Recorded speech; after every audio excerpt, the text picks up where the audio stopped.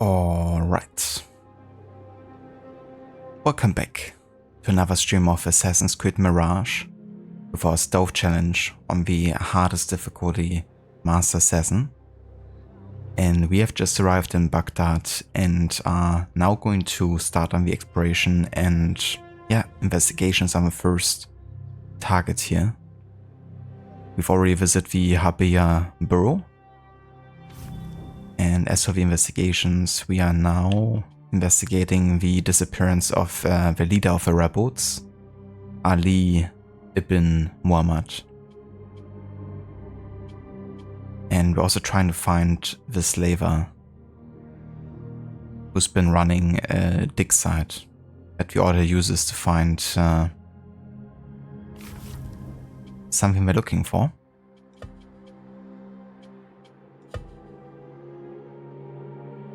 Let's also catch up on the codex pages here, because there's a couple new ones. Habia. Baghdad's unwashed and unsung lived in the Habia district, where the runoff of industry ended up, a busy area that was dull and grim, with soot and the debris of hard work. It was also home to a notorious Damascus Gate prison, a veritable tomb for those who fell afoul of the Caliph's favor.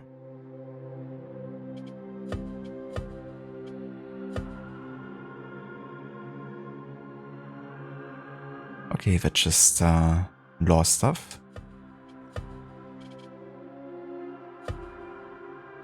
Bashi, one of the leaders of the rebellion, Bashi pledged his life to Ali ibn Muhammad after he freed him from slavery. He then served as Ali's second in command, confident in conscience. Calm, measured and empathetic, Bashi tried to curb Ali's violent and volatile impulses. He sensed they did more harm than good to the cause.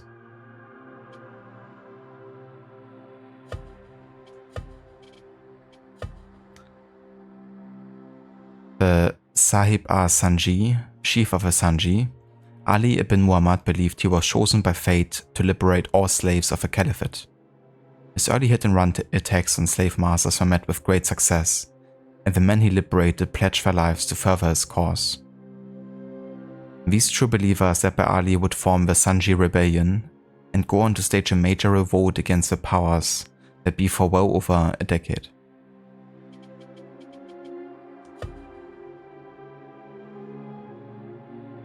The Turks were a force to be reckoned with many centuries before the forming of the Ottoman Empire. The armies and generals were a formidable enemy of the Abbasid Caliphate, and they were hell-bent on destabilizing them at any cost. This kind of volatility made the Turks a liability to the Hidden Ones, sometimes putting them squarely in opposition.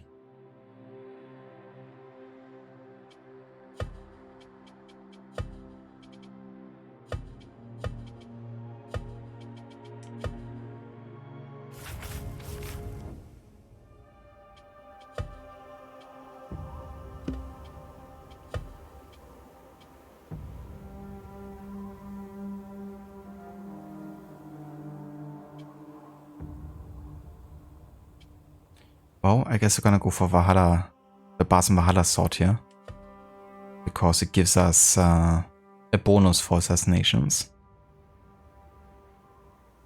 I wonder if the damage also affects like throwing knives. It might. But either way, it's better than having a bonus for parry, you know, that we won't really be using.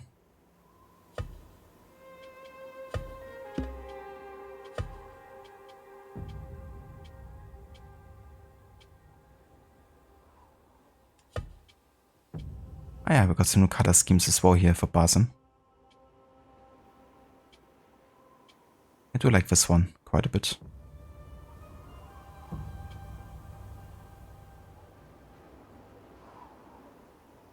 I'm gonna just go for his basic one, since we have just received it recently.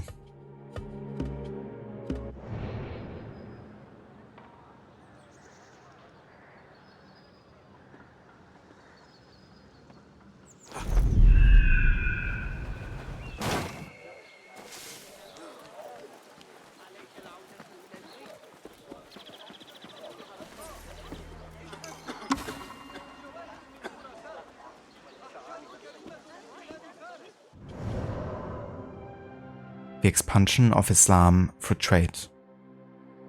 Islam spread much farther than the limits of the Caliph's territory.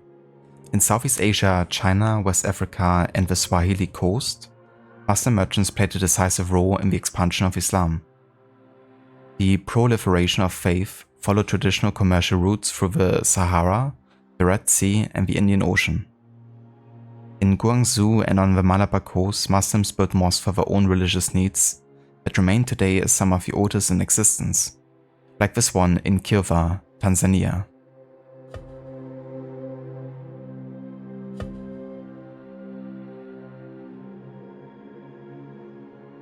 I think it's cool you have these full resolution pictures similar to the Discovery Tours in Odyssey and Origins.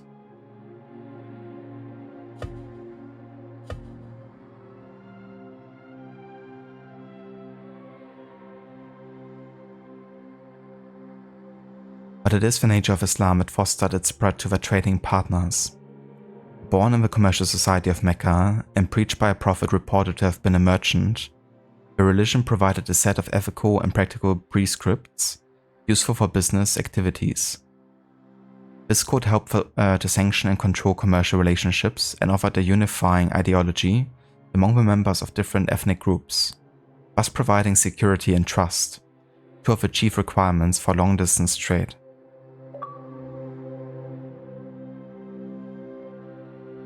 From Ghana to Malaysia, local leaders permitted Islam in the hope that it would be beneficial for trade.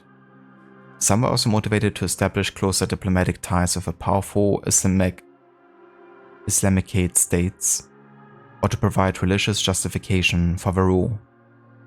In any case, by the 15th century, Islam had spread largely through peaceful means to locals in Africa and Southeast Asia.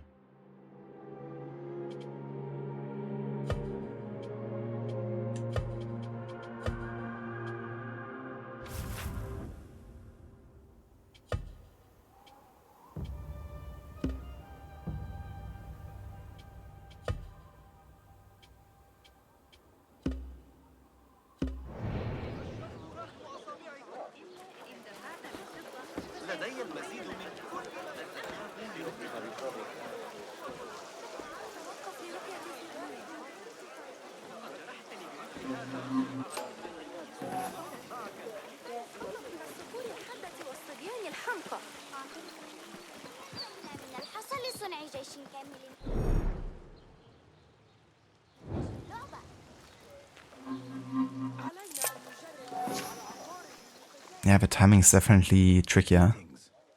Nice to see you. Allow me to browse your stock. Lots to peruse, I assure you.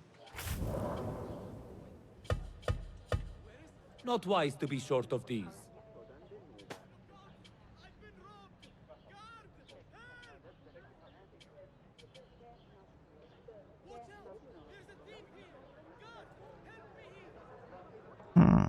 I mean, getting the upgrade schematic for the Valhalla sword is the one we're currently using. Let's get the first one.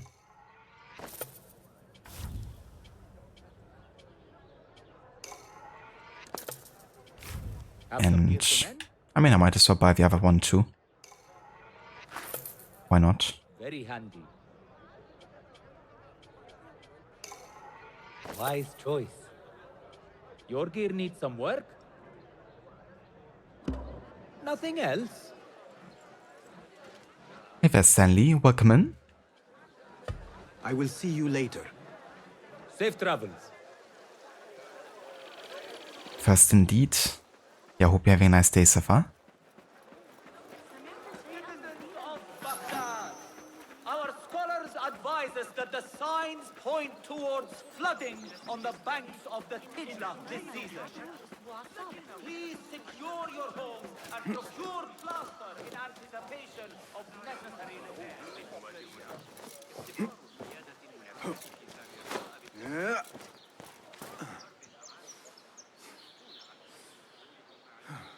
A bit gassy. Did she eat a chili or something? So let me check something here.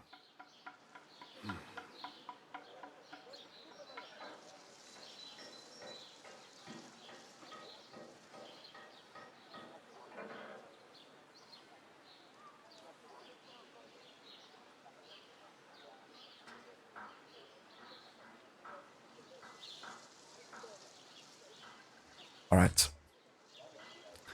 Get a simple tuna sandwich. Did it have any onions?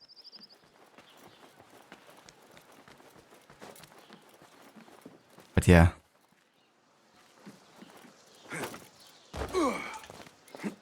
Hope we don't feel quite as gassy soon.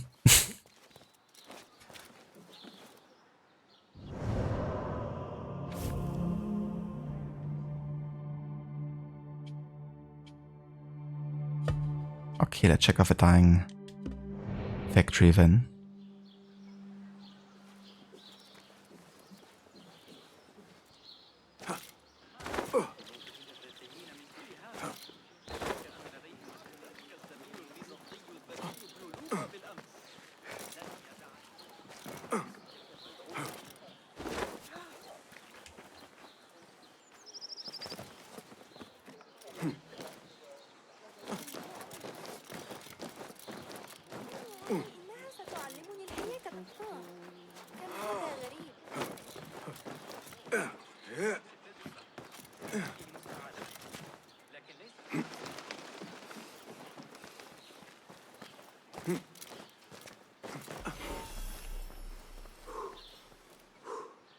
You should eat a lot more onion and garlic.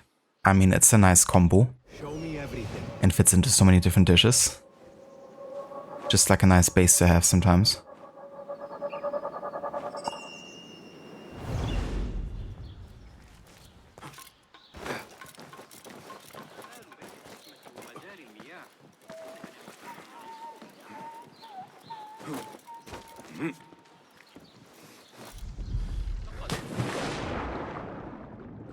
I think we found the dying factory.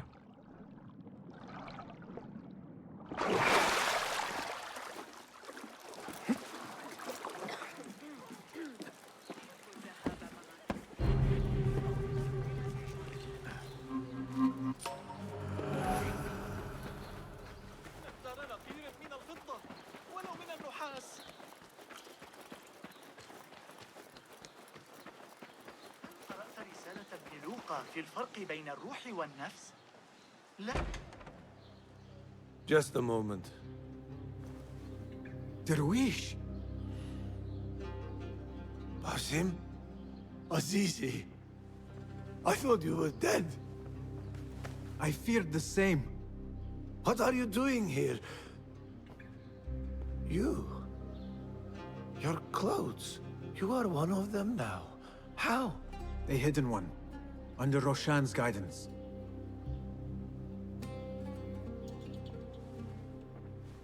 Oh, forgive me. This is all too much.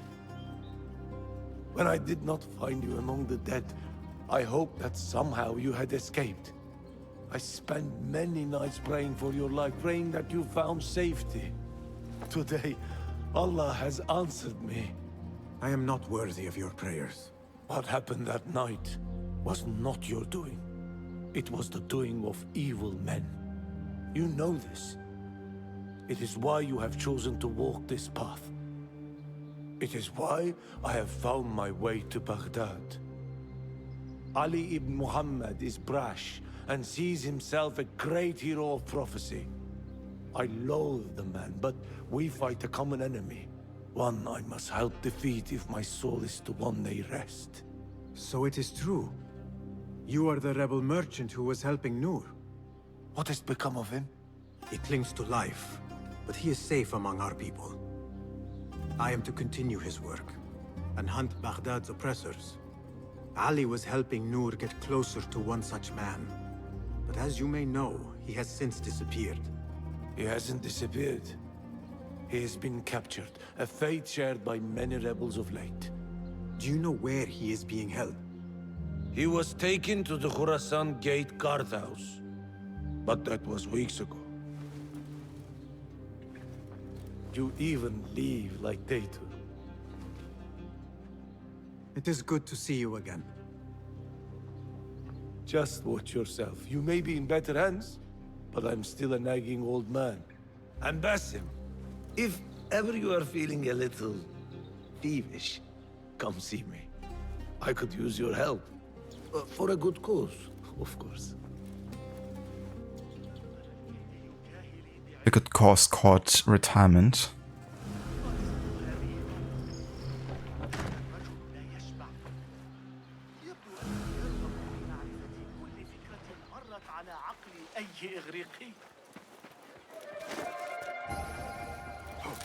I think collecting these artifacts will be a lot more difficult now that we have like a shorter like pickpocket time window basically, which comes with a higher difficulty, and they're already difficult to get sometimes.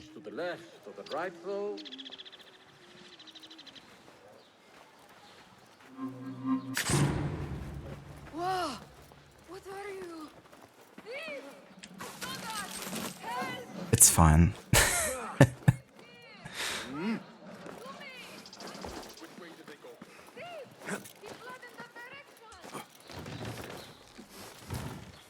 It's kind of cool that the citizens are actually telling the guards where to go.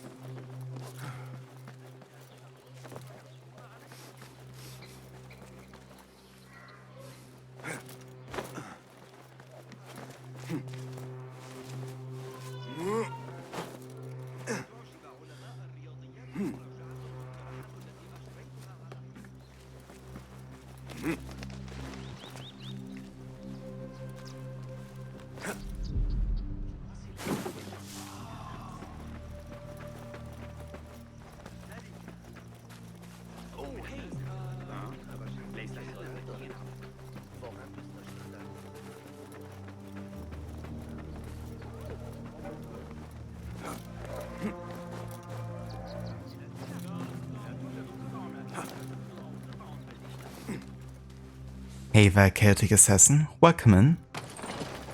Hello there, fellow assassin brother. Indeed. How's it going? Have you been doing any assassinating as of late?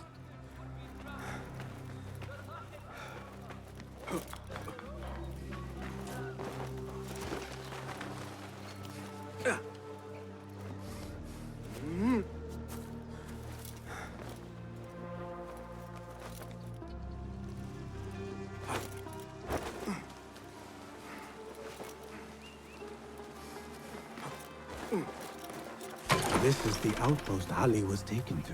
Yeah.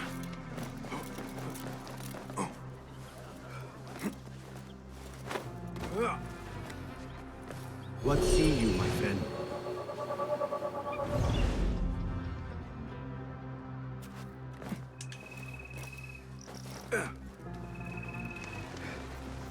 Let me actually scout from over here.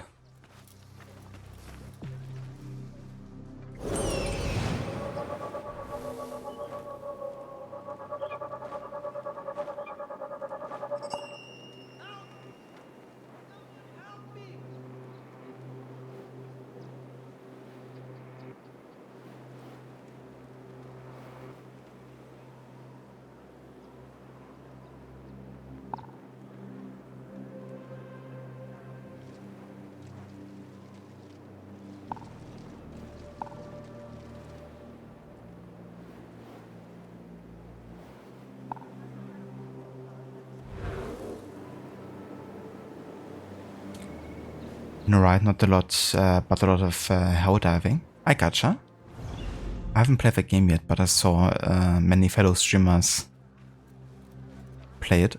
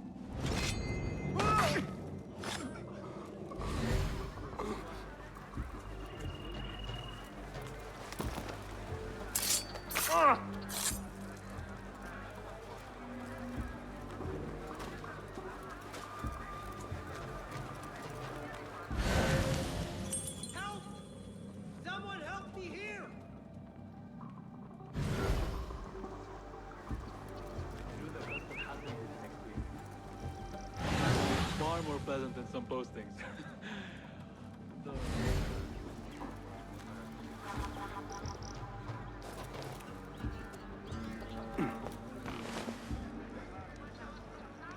I saw that before. Are you and the scribe ever going to play nicely together? Not likely. The man thinks he can let loose his tongue just because of his rank. If he gets in my way again, I will kill him myself. And who will record the prisoners then? You? You cannot fasten your own braces, let alone write. Someone If it help means me! we rid ourselves of his blithering, I will happily learn. Nice camera angle there.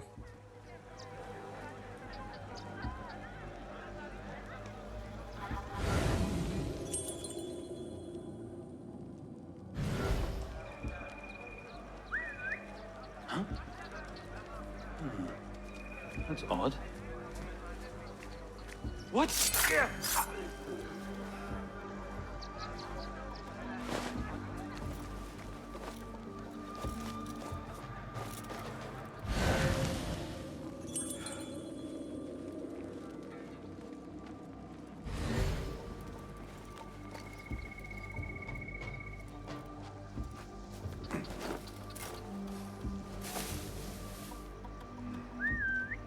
Hey, what's that?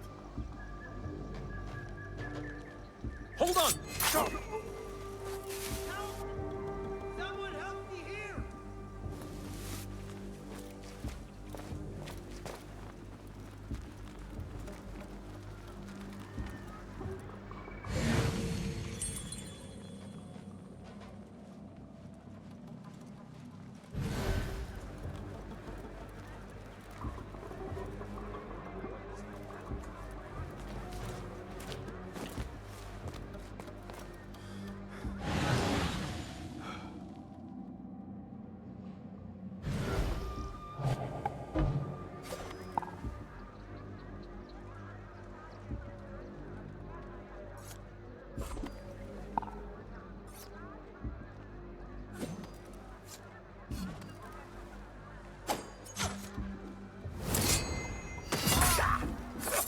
And now you rest.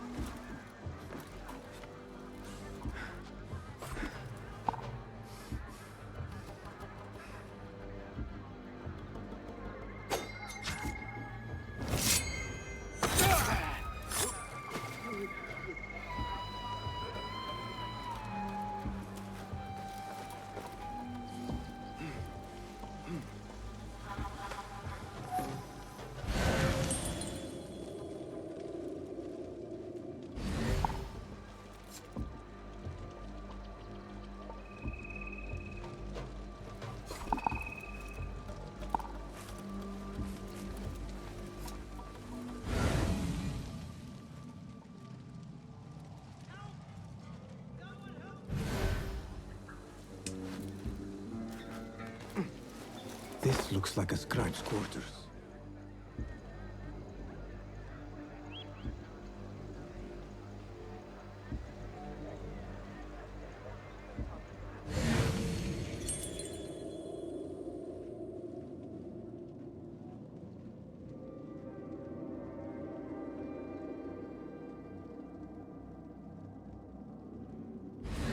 How'd that get in there?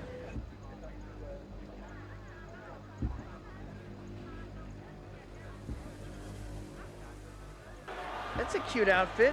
Did your husband give it to you? Hey there, Mr. Goody, welcome in. How did I get in here, isn't it? I missed the part where that's my problem. Yes, I did miss a part. Okay, finally see again.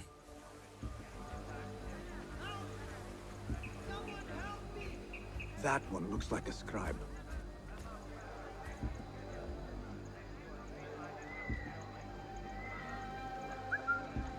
Huh. What is this? Not like we'll go to sleep or anything. I will hold on to that for you. Okay.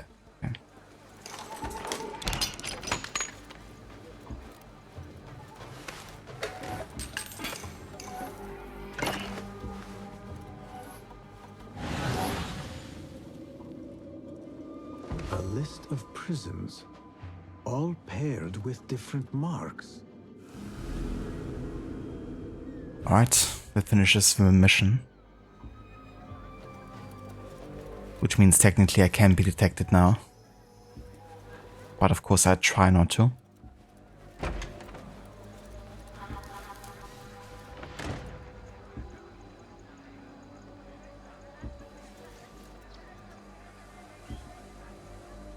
Hey Bioshock, welcome in as well. Good morning.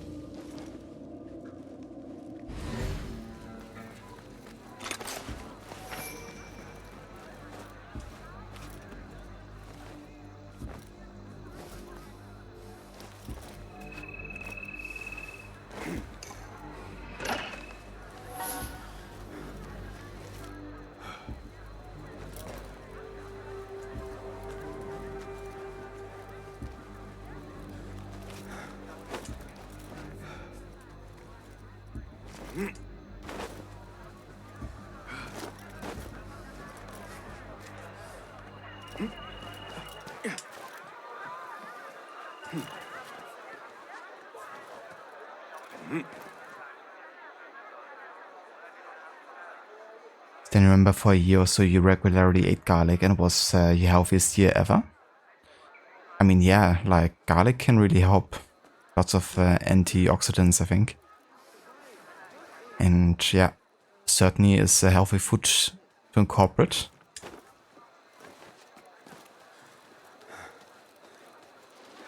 We definitely use garlic on a regular. There's just so many cuisines where it fits well into.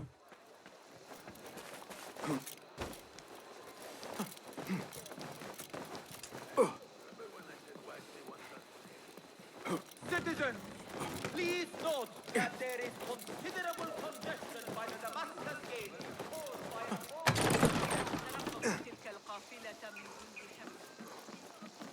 إلا نظرة الكنوز التي أقدمها إليكم.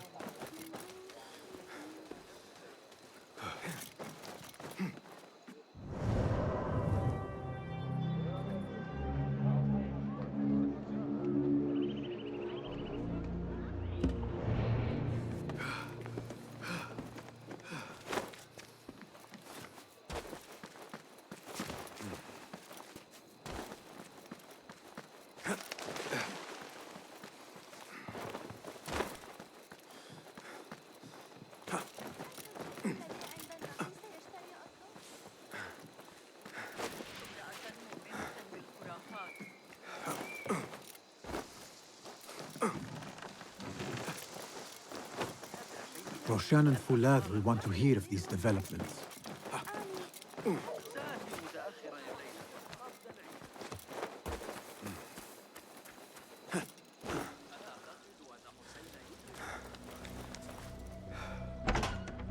If I were in Ali's position, I would do the same.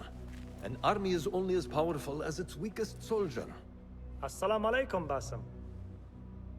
Wa alaykum assalam, Ahmed. How was your journey?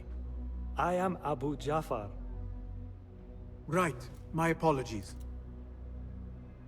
Is there a problem? Not yet. But we've discovered Ali was brokering a deal with Nur to supply the rebels with resources in exchange for his help. The Order is a thorn in his side, yes, but Ali has his sights set on the Khilafah. He will want us to honor this deal. What news do you bring? Our target is Al-Ghul. He uses prisoners and laborers to dig around Baghdad. Ali and some of his men were captured and marked. With Beshi's help, I freed them. But Ali had been taken elsewhere for questioning. One of the rebels showed me his mark. If this list of captives is correct, Ali was sent to the Damascus Gate prison. Where are these rebels now? A watermill, on the northern outskirts. I will meet with them. See what more I can learn about this deal. Find Ali. The Damascus Gate prison is the most well-guarded prison in Baghdad. This will prove to be no small challenge, I can tell you. I will scout ahead. Meet me near the prison's front gate. A moment of your time before you go, Basim. I have some useful thoughts to share. You have my ears. First, I have fashioned a board with information brought to us by our spies around the city. Consult it at your leisure. Second, these lands are ripe with materials to improve your weapons. See the blacksmith Jawar nearby. He could help you. And lastly, I am your man for any tool enhancement. Bring me materials, and you will see what mastery I can provide. Oh yeah, more tools to unlock. They're gonna be really helpful for the stealth challenge, of course, as well. So we could, for instance, upgrade the throwing knives, yeah? Hey there, Zeno. Welcome in. Thank you for joining. I hope you're having a nice day so far.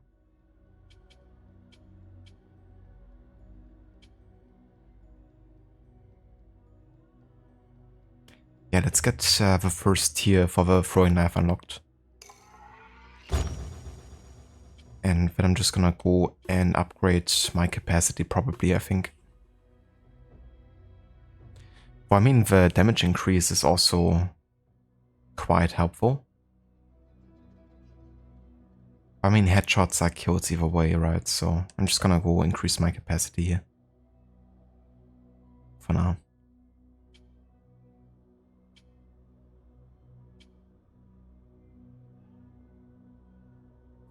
That could be the next upgrade that's really helpful for stealth here.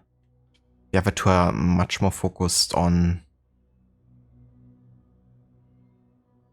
you know, kind of like combat effects. For poison does actually stun the enemy, and they can die to the poison, so that could actually work.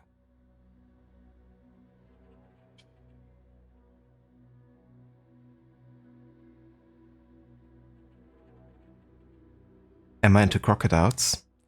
Well, I wouldn't really say they're like, you know, my, you know, like hobby or something like it.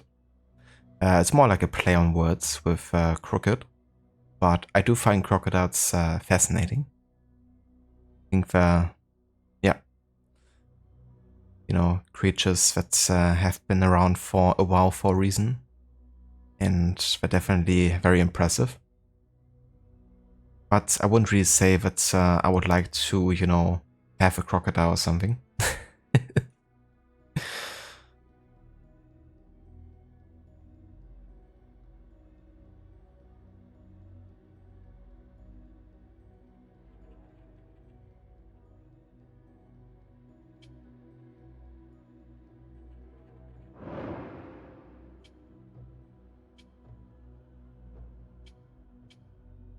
Ah ja, the unlimited 2 ammunition.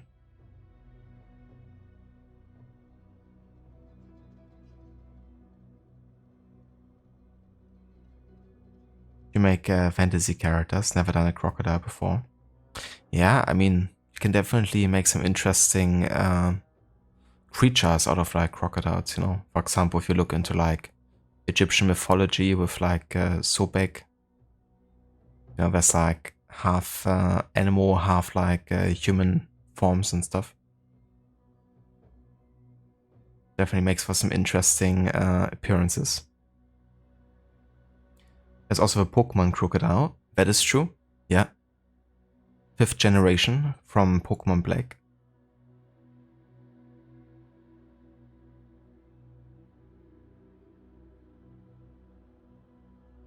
Indeed, yeah, it's also Pokemon that wears glasses. Or can wear glasses. It's actually Pokemon I made my main Pokemon when I played Pokemon Black.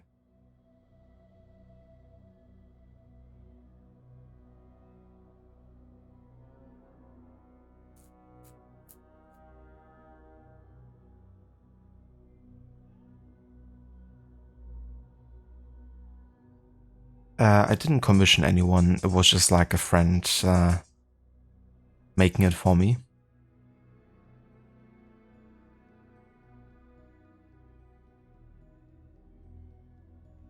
Always reminds you of Darth Maul.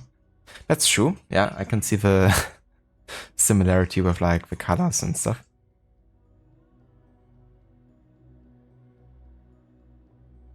But yeah, it's a pretty cool looking Pokemon for sure. I wish I kind of like knew about it when I chose the nickname.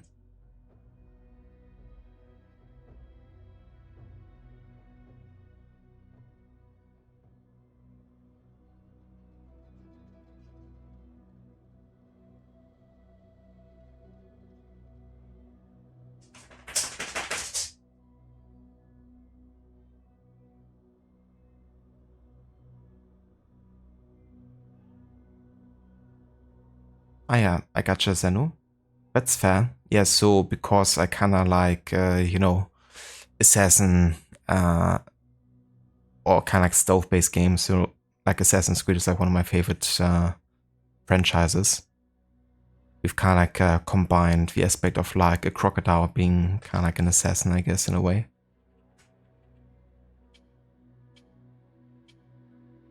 With the hoods and everything.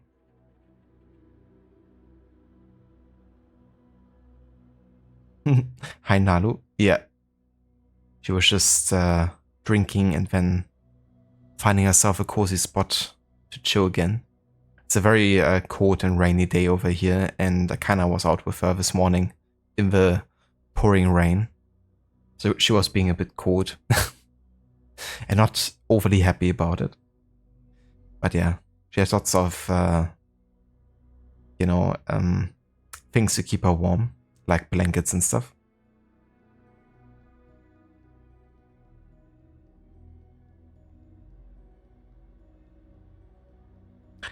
That's right, Zeno. Yeah, I'm not really interested in commissioning anyone if this is about self-promotion or anything.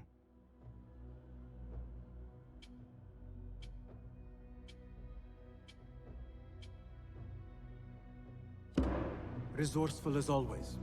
My thanks, Abu Ja'far.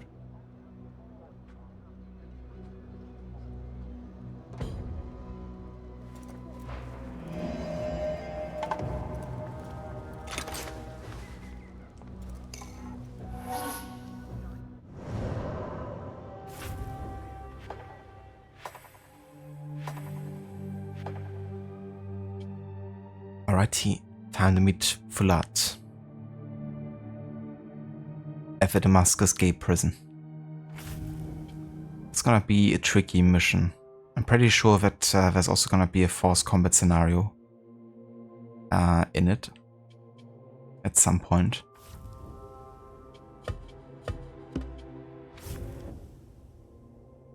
Okay, we could also spend another skill point, but I think I'd rather wait until we have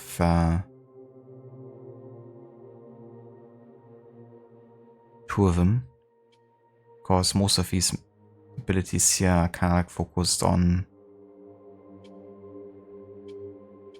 partially combat, partially like movement and assassin focus. But yeah, chain assassination of course is or would be nice to have.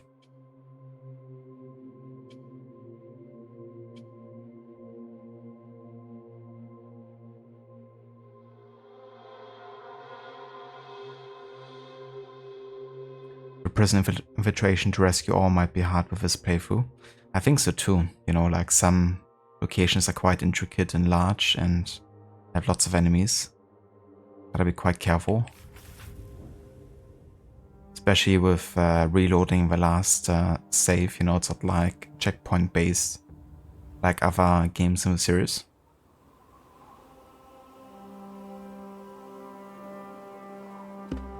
I've gone ahead to scout a way into the Damascus Gate prison. I should find him, but before I do, it may serve me well to seek out this blacksmith. Any improvements he could offer would prove useful.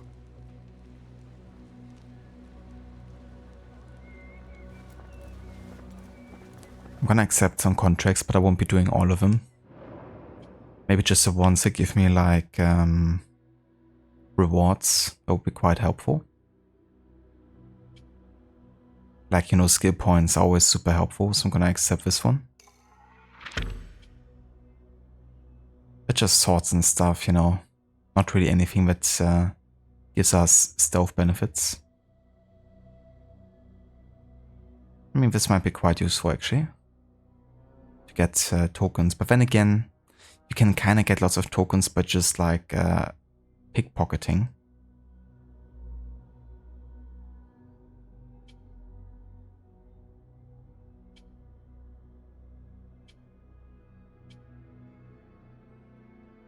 But the other merchant tokens are kind of useful though.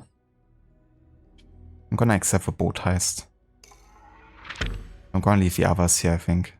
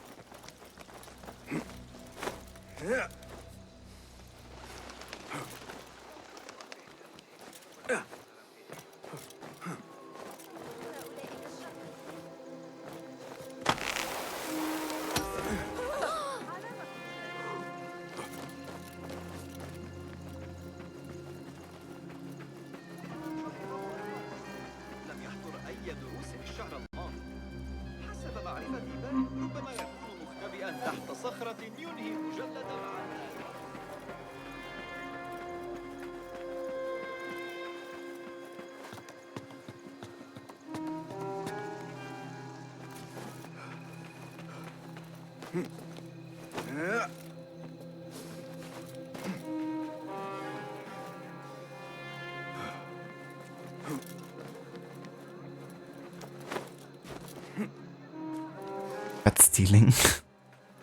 How dare I? How dare the Master Thief of Ambar steal anything?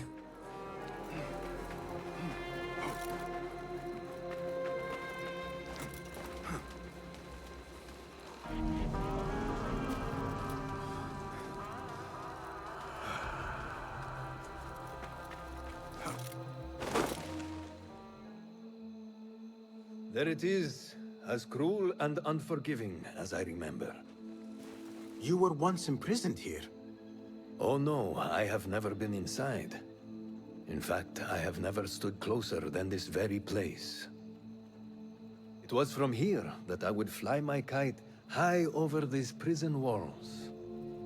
It had a unique pattern, you see. One I stitched together with my father when I was just a boy. So here I came, day after day, hoping for a gust that would take it high enough so that he would see it and know that I was here. I do not know if he ever did. I know this pain, and I am sorry for yours. I am not. Such pains forge our paths.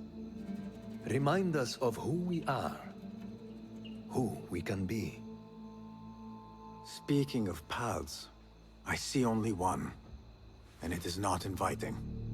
No, we need to find a way to get you inside without being seen. Could this help? Where did you get that? Beshi. He told me these tokens command a high value among the common folk. Indeed.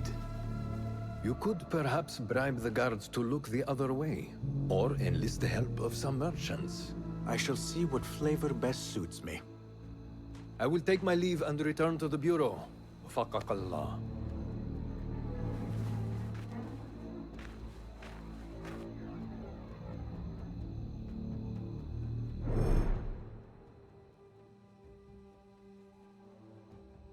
Liberate Ali ibn Muhammad.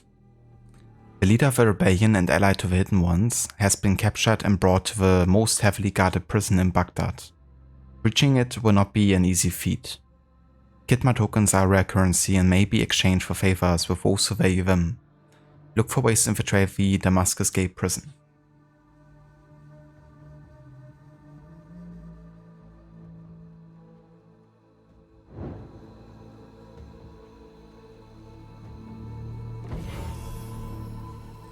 This is corrupting your morals, says Stanley. I know, right?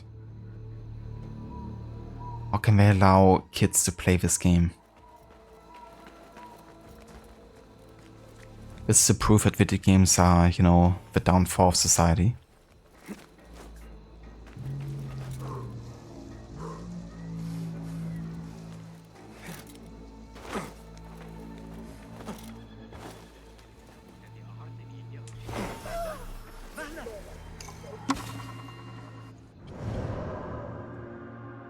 At least 7 prisons existed in Baghdad, holding anywhere from a few dozen to a few hundred prisoners each. Being condemned to spend time in any of these overpopulated jails was considered one of the worst forms of punishment possible, and there are multiple record examples of inmates begging to receive corporal punishments instead. Most prisoners were debtors. The pressures of a life in prison were designed to make them pay what they owed to the state or to other individuals. Inside they met all kinds of felons, from petty thieves to people convicted of public drunkenness. Criminal offenders were rarely held in prison, as most serious crimes, murder, treason, repeated blasphemy, were punished by death. Some prisoners lived in awful conditions, but this depended on class and rank. Underpaid guards stole what they could from them, including the already insufficient rations of food and water awarded by the Caliphate administration. Violence between detainees and the mass use of restraint, which for instance prevented standing for prayer or other terrible aspects of life in opposite jail. Women had their own jails in which conditions were just as bad. Worse still existed, political and religious opponents that the Caliphate dared not execute were often sent to the Mutbaq, a prison made of deep wells. There they would wait death in total silence and darkness. Jesus.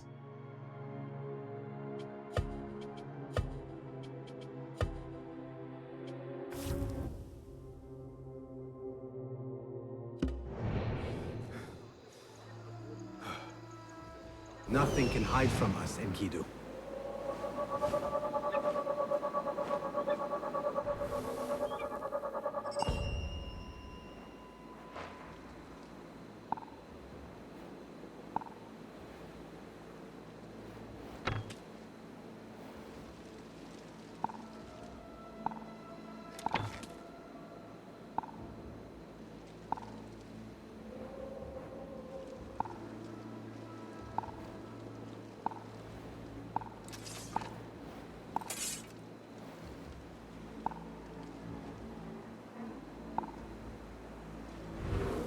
Yeah, taking as many of these guys will be definitely helpful.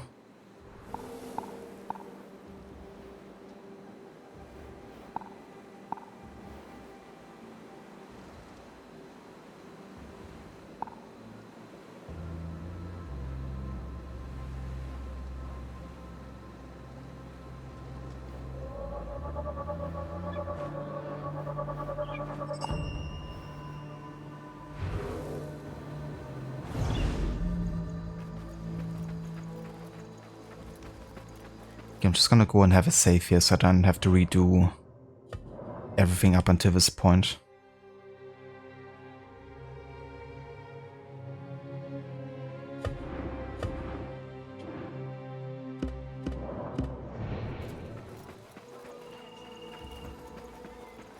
Lords, you are shrewd men of business.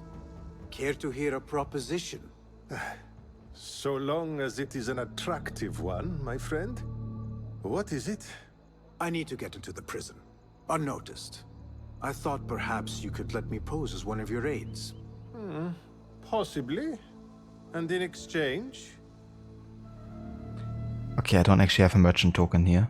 Let me think on it. So we can't use this one. It was actually kind of risky because there's guards here everywhere, so if they see me stealing unsuccessfully, then it can backfire quite fast.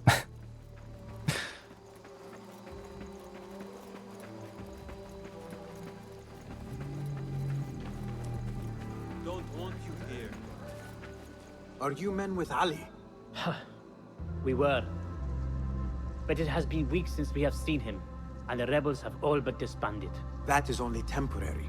Ali is being held in this prison. Ali? Here? I feared him dead. I will free him, but I need your help to get me inside. And who are you? We want nothing more than to see our leader return, but how do I know you can be trusted? Yes, we can have him. Beshi told me I could exchange this token for your help. What say you? If he gave you this, he must hold you in high regard. We will take care of the guards. Watch us closely, then make your move.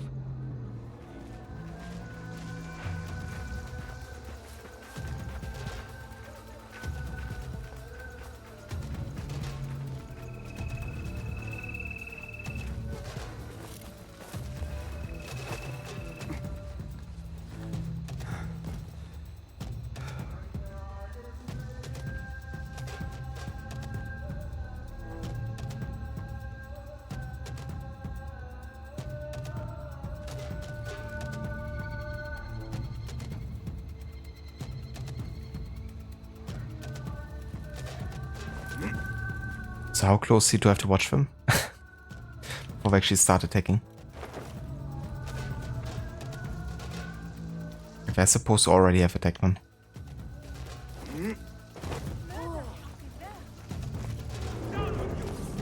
Okay, now.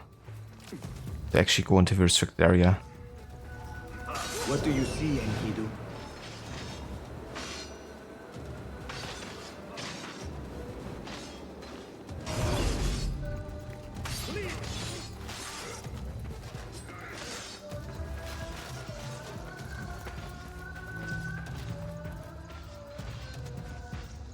I'm gonna wait for these guys to actually finish killing everyone.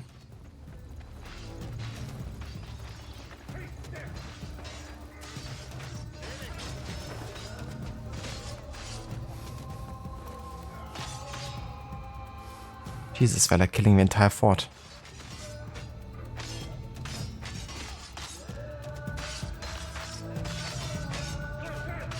It's kind of funny how you can clearly see that if the guards are trying to attack the red boats, they don't deal any damage.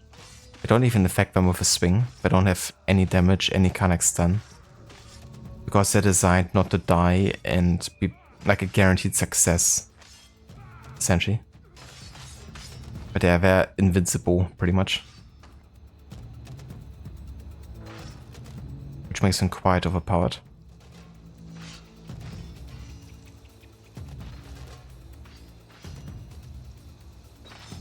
I need your help, my friend.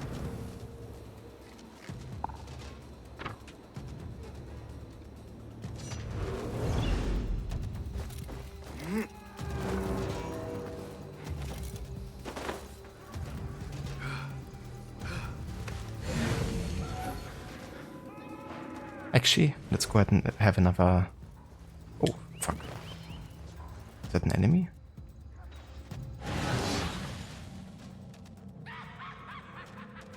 I don't think so. Just wanna go ahead and have a quick save outside. So we're like caught up to this point of the mission.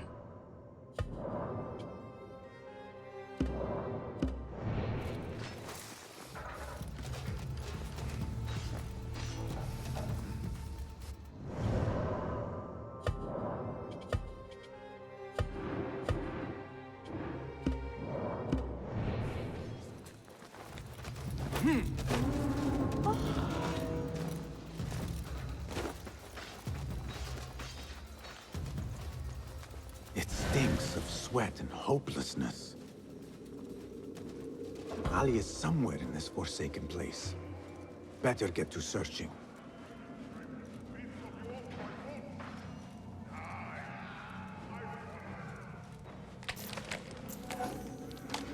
Didn't the riots reach this quarter last year?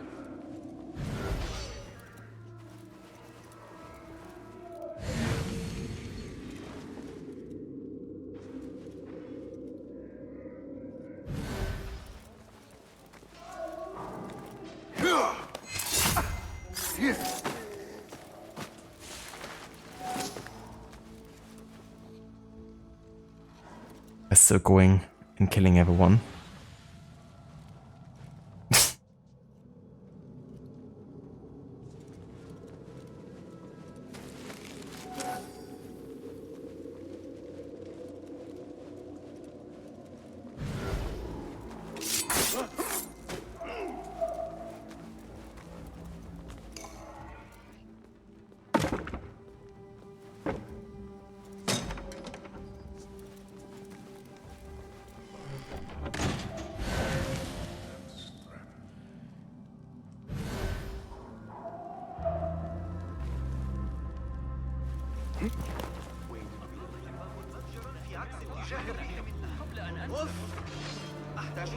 I am not here.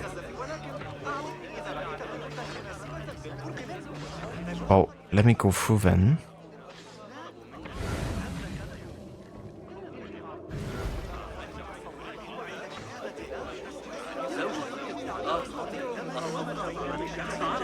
Ali has been taken somewhere beneath the prison and likely tortured. I need to hurry.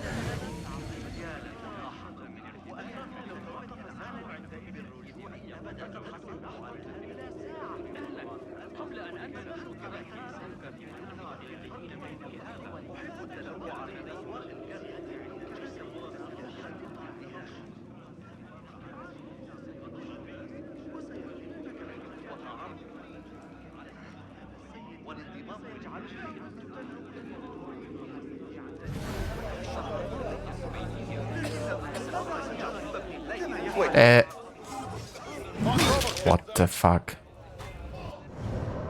I was inside the group. And I was social stealthing. But I guess he went inside the group as well and then was able to see me. But why is he programmed in a way where he actually goes inside the crowd instead of around the crowd? You know?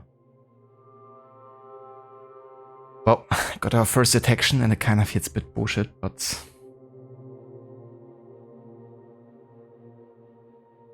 that's how it is sometimes.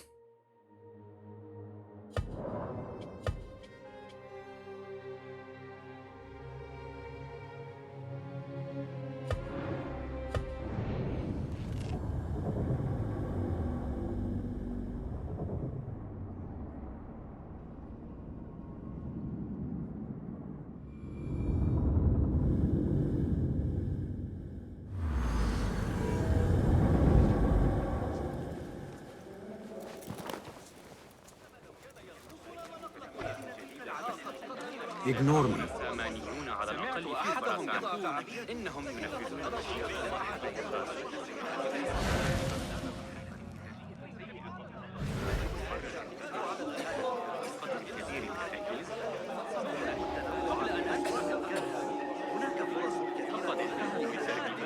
Ali has been taken somewhere beneath the prison and likely tortured.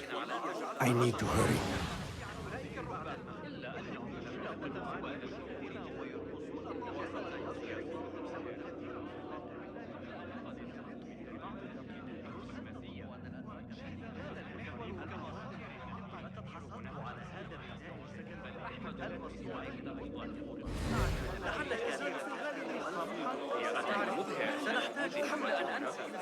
Don't walk through this crowd again.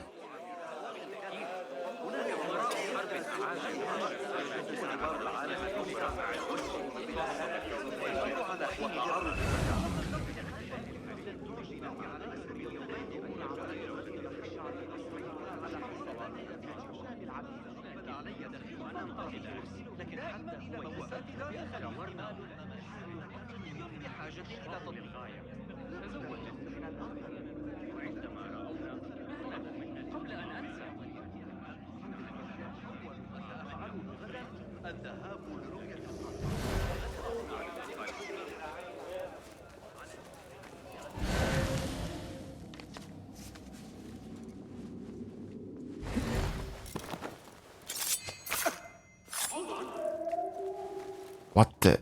How? Did someone even got notice of it? Oh, that guy.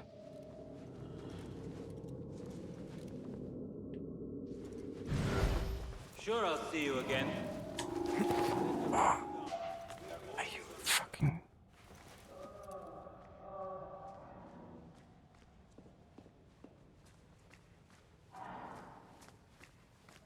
Wait, just... I'm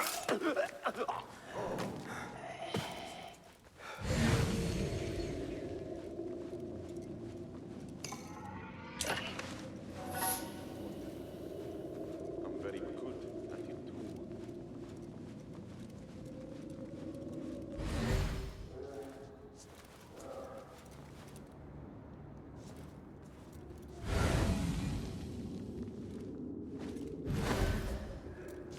What's wrong with you?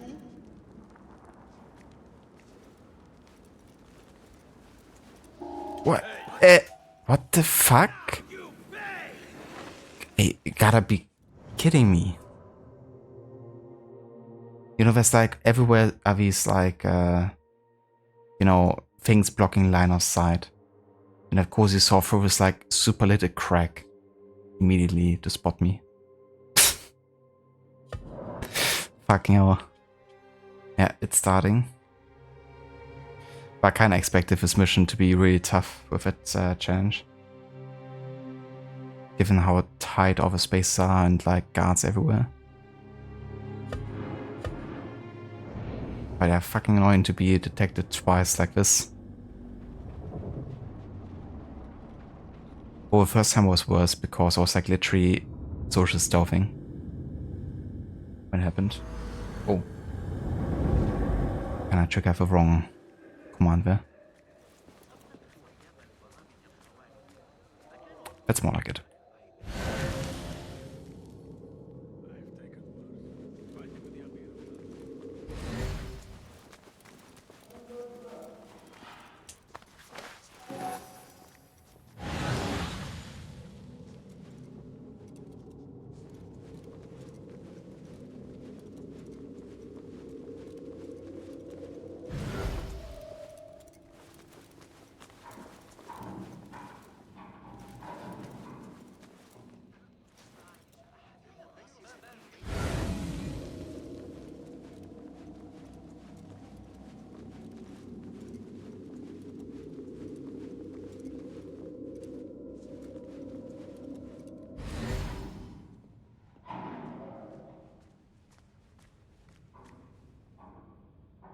I'll teach you my shoulder feint. They always fall for it. Saved my backside too many times to count. It's how I killed Khurramdin's chief guard back in 23. Arrow caught me there. Just a flesh wound. Left a nasty scar. What was that? What?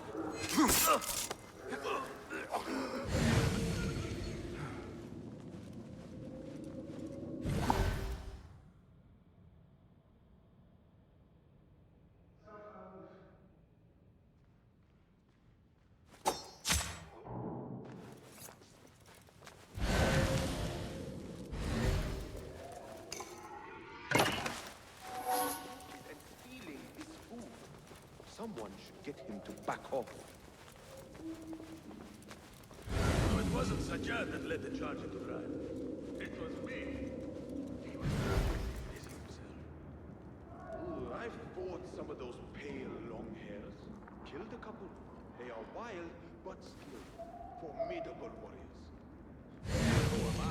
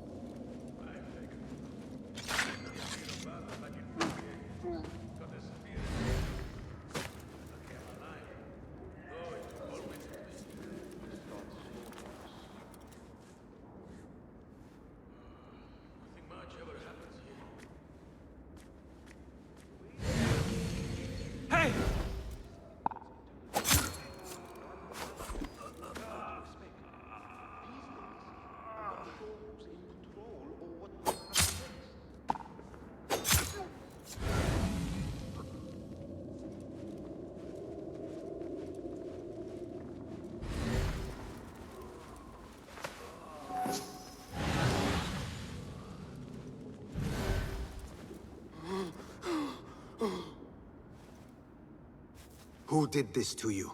The jailer. Where is he? With another. Beneath us. Death will come for him soon. He may be speaking of Ali. I pray I am not too late.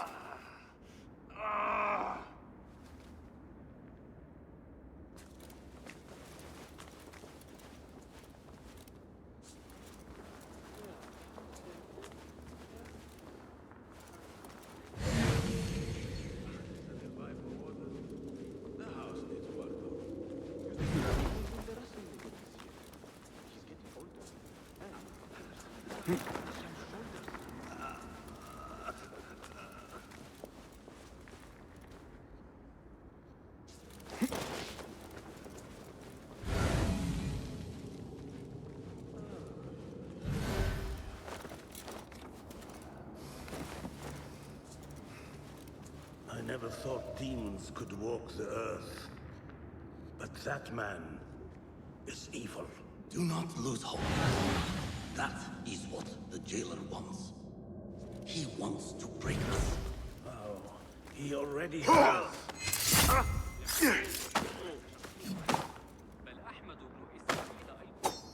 Hey.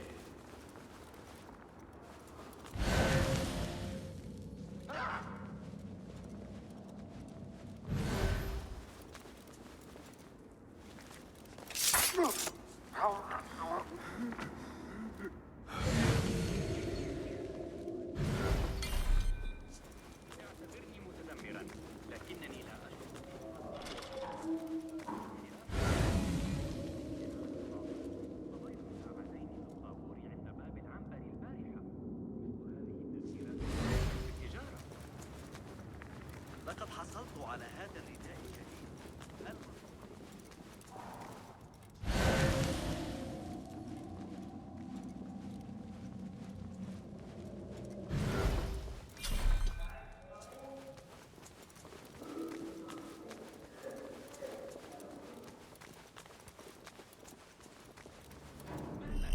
قبل أن أنسى.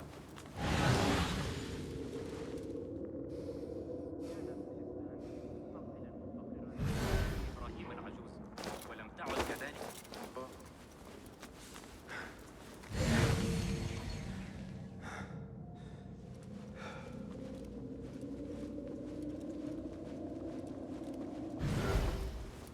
جاورنا أولئك الميكانيين. إنهم لطفاء للغاية.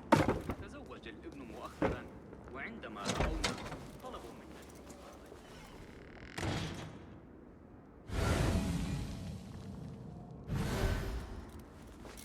ها؟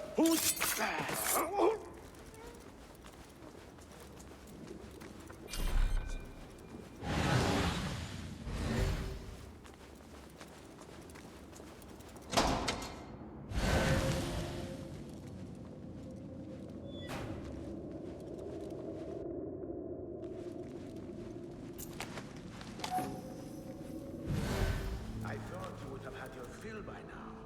But still.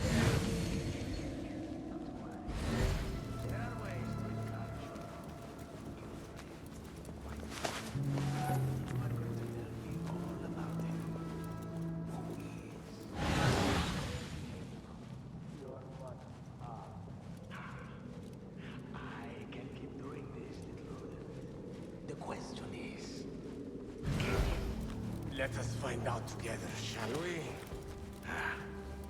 A slow death it is.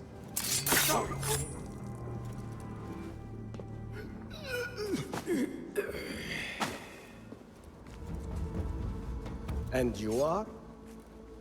Basim, friend to Nur. Let us save the details for another time. We need to get you out of here. Slow yourself, ya Azizi. We cannot leave, not yet. I need to get into the guards' quarters. What for? It is Al Ghul you are after, is it not? The guards of this prison serve him. They take shifts escorting groups of prisoners to dig sites under the cover of night. If we can find their orders, we may know where Al Ghul is going next. Is that reason enough? Stay close to me, stay low, and do not... Oh, come, Basim. I know how to defend myself. Really? What with? Let's try not to get in each other's way.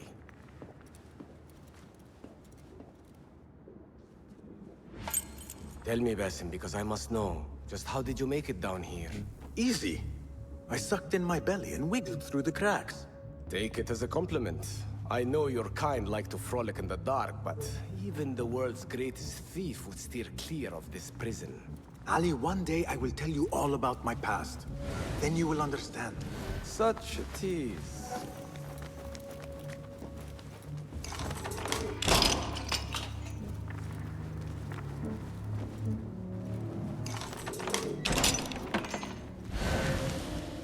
Okay, so I'm pretty sure that any moment now the game is programmed in a way where they charge enemies at you. Basically creating like a force detection scenario, but I'm gonna try first if we can avoid the guards as much as possible.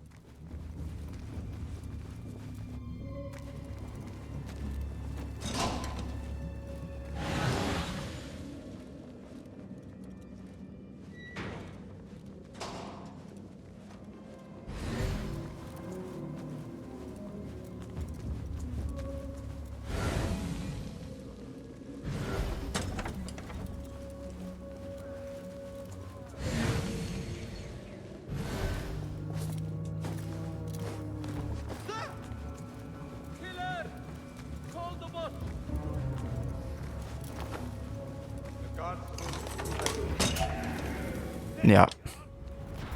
It's a forced combat scenario, so we're just gonna flee here.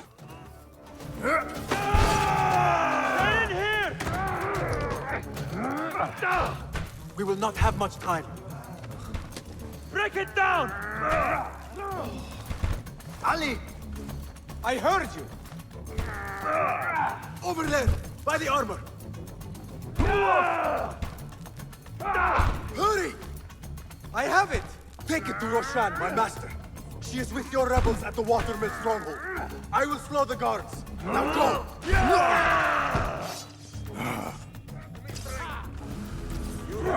Stop! There you are! Okay, so if I actually get detected and don't have to reload, then I have to at least run and flee. So we're just gonna make our way here. The guards remain on high alert. Until I change that, I should not regroup with Ali. The risk is too great.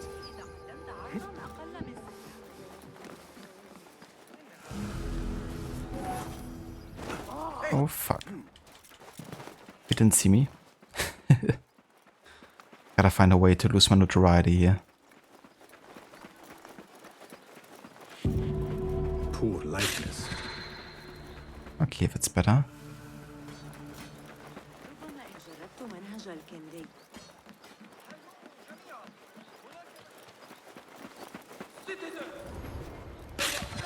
Would like to remind all those frequenting the bazaar today that all controlled products and items must be marked by the official.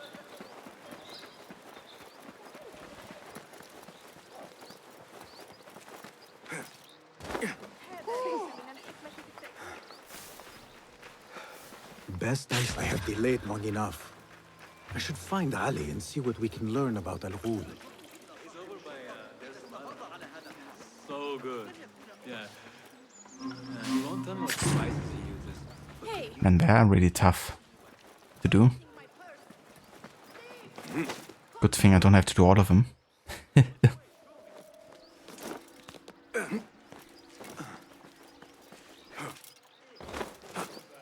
Hold on.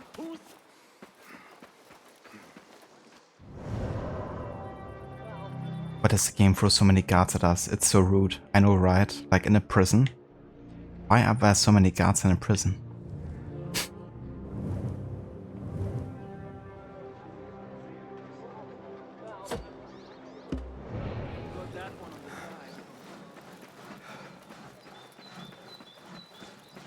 Citizen?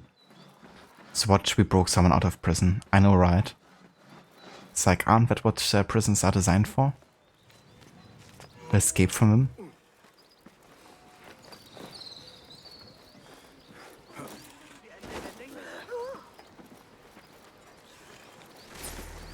Have you never watched Prison Break? Ceramics and lasserwares. To accommodate the court's taste for elaborate luxuries, Iraqi potters experimented with new techniques, colors, and styles in their creations. Their most important innovation was luster painting, which created a glittering effect so popular that it went on to be exported and copied everywhere, from Portugal to Thailand. One of the main sources of inspiration for Abbasid artisans were Chinese wares, especially white and blue porcelain brought to Iraq by boat in the 9th century. The hardness, translucency, and whiteness were at the time revolutionary in the region, and they enjoyed immense prestige among the wealthy. Initially, Iraqi potters attempted to meet the demand for Chinese imports by direct imitation, coating the usual brown earthenware in a white tin or lead-based substance before adding decorative colored glazes. However, Abbasid potters soon began attempting modifications to produce their own style, adding motifs inspired by local vegetation such as palm trees and meadow plants. More importantly, Iraqi potters started to experiment with an entirely new technique, luster painting. This involved preparing a special overglaze by blending silver or copper oxides with a carrier such as ochre, and then mixing this fine powder with vinegar and gum. This mix was painted onto an already glazed pot and fired in a special reduced oxygen kiln. If done right, this complicated and costly technique created an incredible metallic sheen. The result was almost alchemical, with simple earth appearing to have been transformed into silver or gold.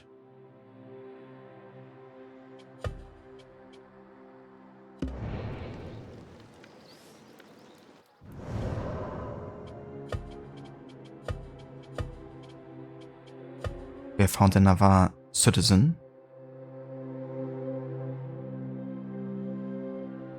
Stanley the pickpocket reminded you, your dad was in special forces and during their training, he says they were allowed to steal food from the commanders. They do this survival training on an island. Interesting.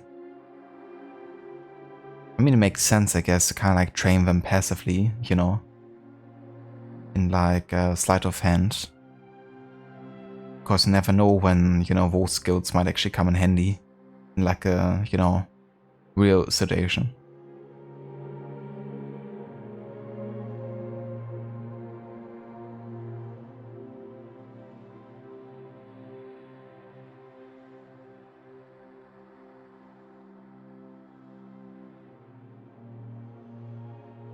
Ali ibn Muhammad. A high-ranking dignitary turned charismatic and ruthless leader of the rebellion, Ali pledged to bring about a free world. A man of effortless charm and explosive violence, a warrior and a poet, Ali claimed to be a hero of prophecy. His ego and his unpredictable nature often strained his alliance with the Hidden Ones. For me? A letter? For me? Hey there, Zomb. Welcome in.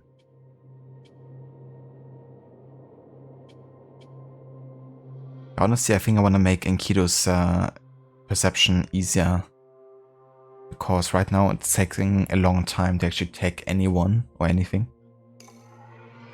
And it does help a lot with, you know, knowing enemy positions. You won't have to resort to eagle vision quite as much. Plus I want to get stealth reckon quite early, I think.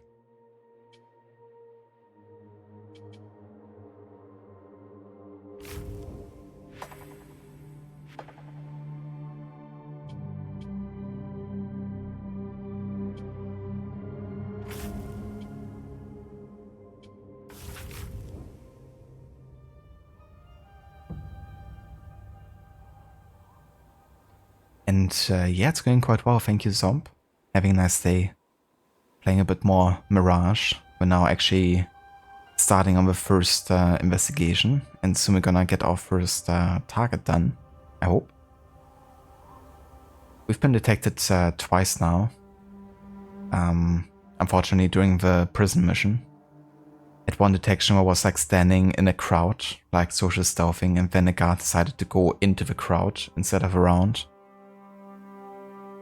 And then the other detection was where someone saw me like through like a crack or something. But yeah, given that the detection speed is actually increased on Master Assassin difficulty, it means of course that we get detected even faster on like short distances as well. But yeah, got 2 detections so far. This is not an anniversary playthrough. I've been doing them for the past couple of years, but now I don't want to have to like feel like I have to get them done in a specific amount of time. So I'm just doing like serious runs now.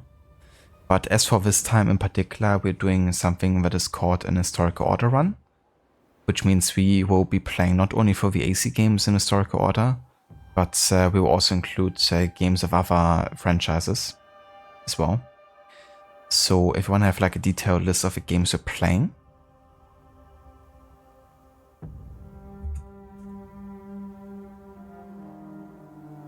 there's a link to the Google document, and yeah, it lists all of the games in what order we're playing them. But yeah, it definitely won't be done in a year though. It's like over 40 games or something.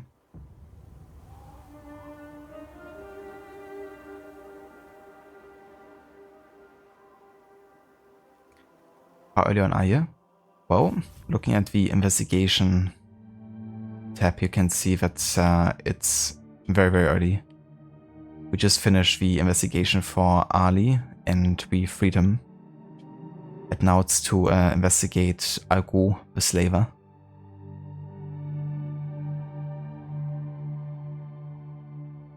And it's just a regular new game playthrough. Yeah, completely fresh start.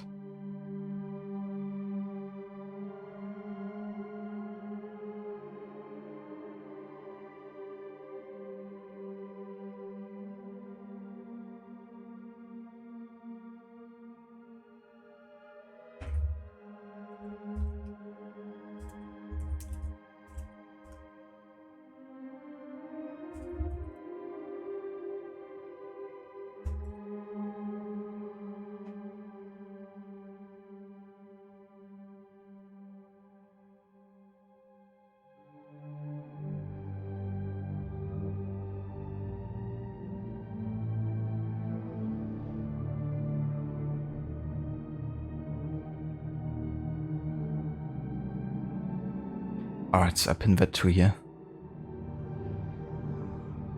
If anyone's curious about triggering any of the commands.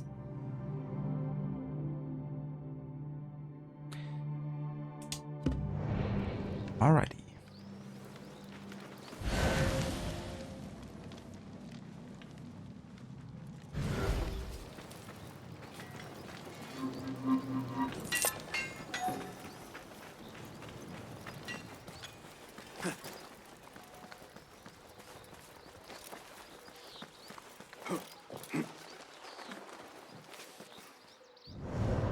Okay, are there any more historical sites in between?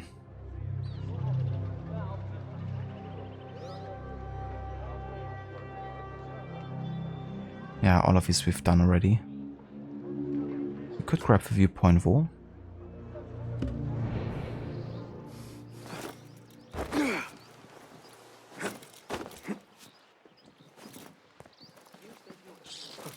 No, not the new vizier, I mean the old vizier, but not the long time old vizier. The one it wasn't Yeah.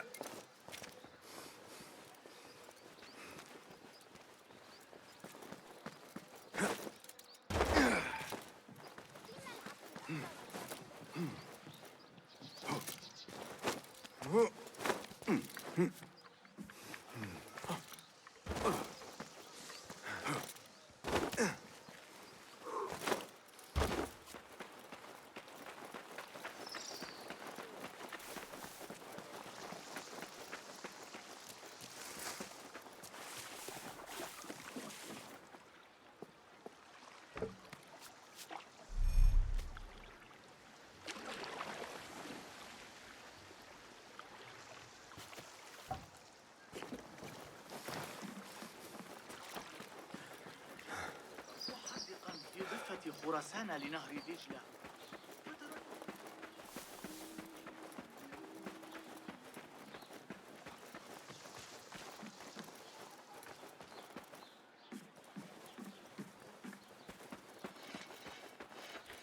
Yeah, that's true. You can definitely feel quite OP quite fast, depending on what abilities or tools you're using. Especially the smoke bombs, you know, are like great tool to have at your disposal. Assassin focus as well. Assassin focus is so overpowered that I most of the time don't even use it. At least in the 2 playthroughs I've done so far of this game. I think I might have done it on a total of like 10 guards across 2 playthroughs. It's of course, you know, a great ability maybe to incorporate if you do it like in a sense that makes it seem more natural or just like fast. But if you're using it to get like on top of a building or something, or to like jump up and down,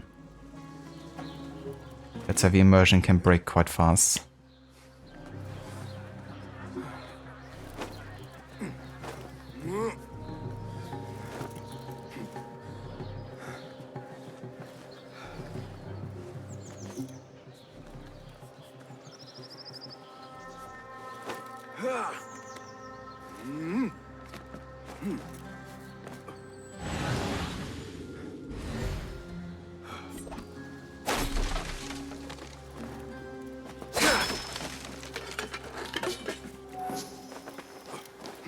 What the fuck are you doing, Basim? Okay then. That was very smart.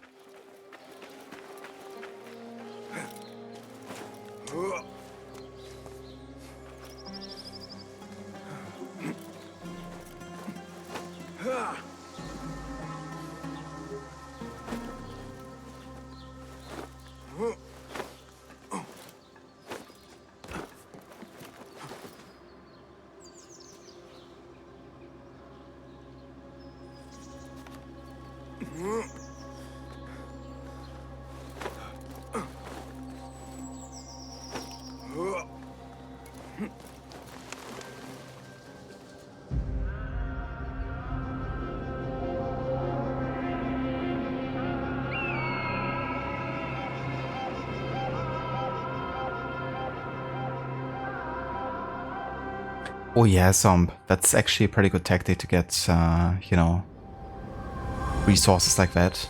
It's also a very good tactic to use in Assassin's Creed Odyssey. Using the wards around Athens, because it's just like loadouts, kind of like gear loadouts to loot everywhere, and you know, tons of guards that are usually standing isolated. It's one of the best ways to kind of like grind gear in that game.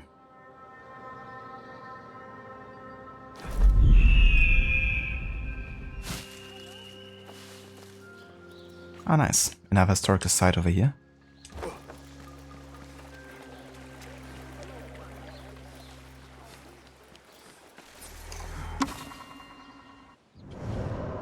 Pillars of Islam. Today, Islam is widely understood to be based on 5 pillars, core beliefs and practices that are shared to some degree by every Muslim. The first is monotheism and the assertion of it by the Shahada, a declaration that there is no God but God, and that Muhammad is his prophet. To become a Muslim, one simply has to recite the statement with conviction. The second pillar is prayer, performed 5 times a day at set times. The prayer starts with ritual ablutions of the hands, faces and feet. Then at the call of a muezzin, the caller, Muslims turn towards Mecca and recite verses of the Quran either out loud or silently, while adopting a series of set positions. They can pray anywhere but should attend, if they can, a public prayer every Friday in a mosque to experience a feeling of fellowship. The third is almsgiving of a set amount of one's wealth in order to support less fortunate members of the community. The fourth is fasting from the first to the last light of a day during the holy month of Ramadan. It is considered a period of introspection on one's real needs and of openness to and compassion for the less fortunate. Finally, every Muslim who can should make a pilgrimage to Mecca at least once in their life, dressing in the same humble white clothes as their fellow pilgrims to emphasize everyone's equality. The 5 pillars are alluded to in the Quran and in anecdotes about the life and the Prophet Muhammad. However, the details of her application have evolved over time, giving way to small differences in the practice of Islam between various Muslim groups.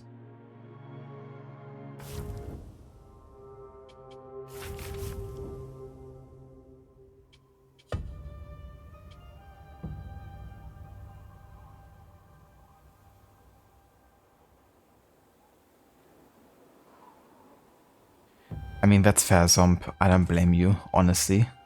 You didn't really miss all that much in Odyssey. If you kinda care about the overarching, you know, lore, or if you care about assassin gameplay. I mean, the stealth is not like bad or anything. You can actually have quite a bit of fun with the stealth in the game. But it's certainly not your, you know, kind of like classic definition of stealth in Assassin's Creed. And they are very over the top. But yeah, we definitely pushed live service and microtransaction elements in Odyssey even further. It was already, of course, a thing with Origins, but they took it to the next level with Odyssey. And then Valhalla, of course. But yeah, Odyssey definitely felt like the grindiest of the new AC games to me.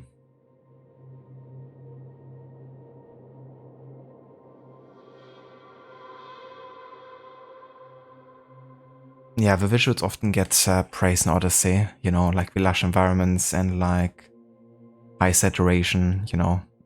It's certainly a gorgeous game. I will also give it that. But yeah, the writing is also my least favorite in the series. Alongside Rogue.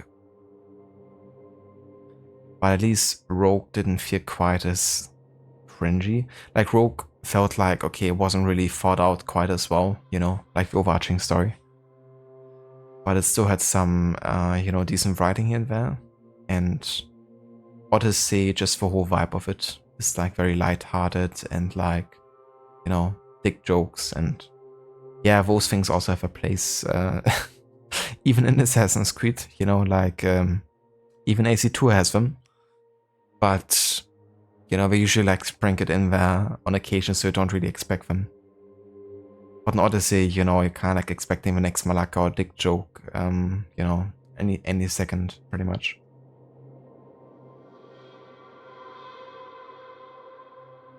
It's when the game actually takes itself serious that you're kind of like surprised.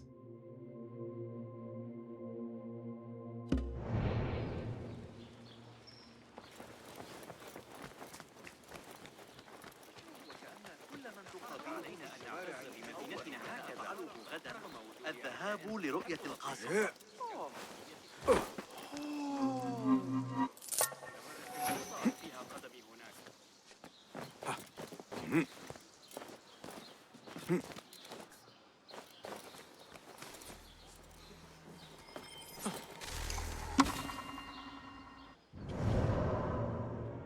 The Hajj, pilgrimage to Mecca.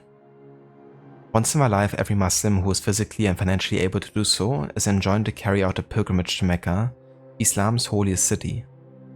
This Hajj takes place only once a year in the 12th and final month of the Islamic lunar calendar. It commemorates events linked to the life of the Prophet Ibrahim, his son Ismail, and the latter's mother Hajar. According to Islamic beliefs in Mecca, they rebuilt a temple, the Kaaba or the Cube, which had been created by angels to venerate God and was visited by Adam and Eve, parents of humanity. Over the 5 days of the Hajj, Muslims perform a series of rituals meant to pay tribute to God on the site of this first temple, and to symbolize their unity with other believers. All dressed in the same humble white clothes, the pilgrims move in harmony around the Kaaba, symbolically refuse the devil's temptation by throwing pebbles at pillars, and share meals. Crossing thousands of kilometers of desert and mountainous trails to reach Mecca was a tough and dangerous undertaking for pilgrims coming from all over the Muslim world. Finding and transporting clean water was of special importance, and flasks like these were a precious possession for any pilgrim. One of the main tasks of any caliph was therefore to assist them by maintaining traveling infrastructures, offering supplies, and patrolling roads. The most famous of these charitable works is Zubaida's Trail, a network of milestones, roads, fire signals, and caravanserais founded by the first wife of Khalifa Harun al-Rashid.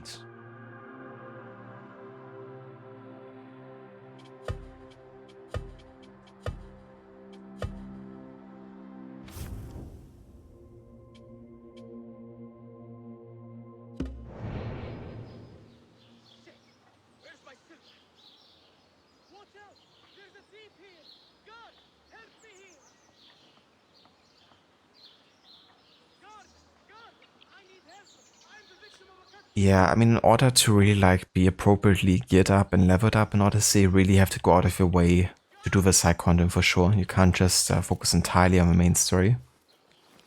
What really helps me every time I play the game is like doing the passive contracts, because you don't really have to focus on them. You're just getting free XP pretty much.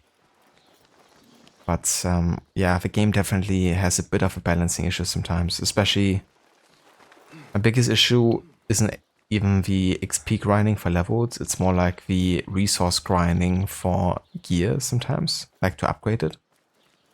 It's just so expensive that it doesn't even feel worth it most of the time. And it kind of like just forces you to grind even further, I guess.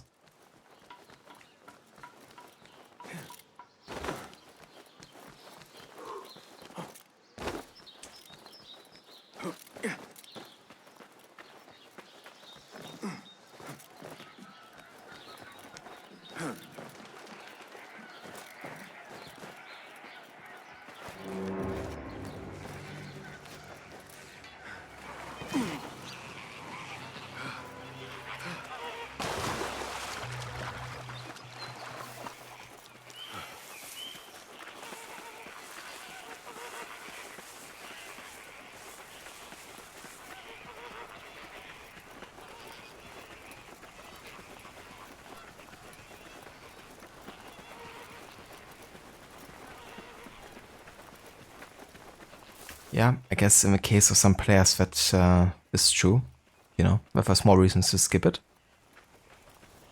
But of course, there's also many arguments you can make for people who might enjoy, you know, the kind of gameplay and even the writing. I mean, speaking for myself, you know, it's still a game I have played and replayed on a regular. And I wouldn't have been able to do so if I wouldn't find any enjoyment in the game. There's definitely aspects of the gameplay that I enjoy if I kind of like detach it from Now where is Ali? If I detach it from the Assassin's Creed identity, I guess. Of course, it's still like a solid, you know, action RPG. But yeah, it's certainly not for everyone.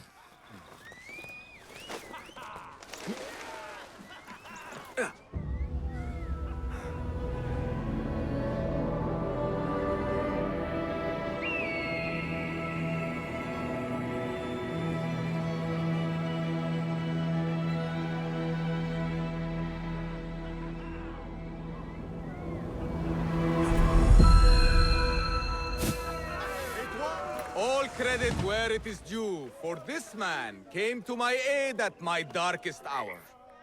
And from what I have heard, I am not the only one. I will pay a great tribute to you in a chronicle of our exploits.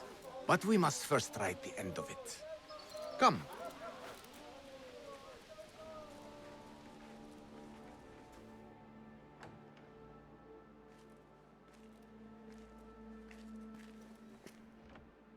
I see you two have met. Only briefly. But the night is young and there is much to discuss. About what you can procure for me. Our means are limited. But rest assured, I will listen to your needs, Ali. Later. Share what you know about Al-Ghul, so that Basim may do what he's come here to do. Yes. Your affairs before mine. But just this once. Al-Ghul sends orders to the prison guards detailing where to dig around Baghdad. but it's not just prisoners he's using. There is a promissory note for workers here. It looks like Al Ghul arranges to purchase migrant laborers as well. Who in Baghdad could make these sorts of arrangements without raising suspicion? There is but one man, Masoud al-Yaqub. He runs Baghdad's soap mills, finds paying work for foreign settlers, most of them Persian. So he forces these laborers into working his dig sites, all under the guise of providing them with a livelihood. Beshi! He tracked down one of Al Ghul's dig sites, posed as a prisoner. What happened? The search turned up nothing. But that did not stop the guards from trying to silence us. I cracked one skull and fled. I doubt the others were as lucky. A foolish thing to do with nothing to show for it. Not nothing. Al Ghul will be at the Caravanserai. I overheard the guards talking. Of course. Merchants from all over stop there to rest. If Masoud is buying migrant workers, it is likely the Caravanserai is where he conducts his affairs. What does he look like? He is a large man, favors adornments like jewels and silks from the east. Then he will be hard to miss. It is time, Basim. What is your plan? That will be for Basim to decide. Basim? Alone? No. Let me gather some men. And allow for foolish spectacle. Your day to display your prowess will come. But this day belongs to Basim. Consider it part of our agreement. Basim?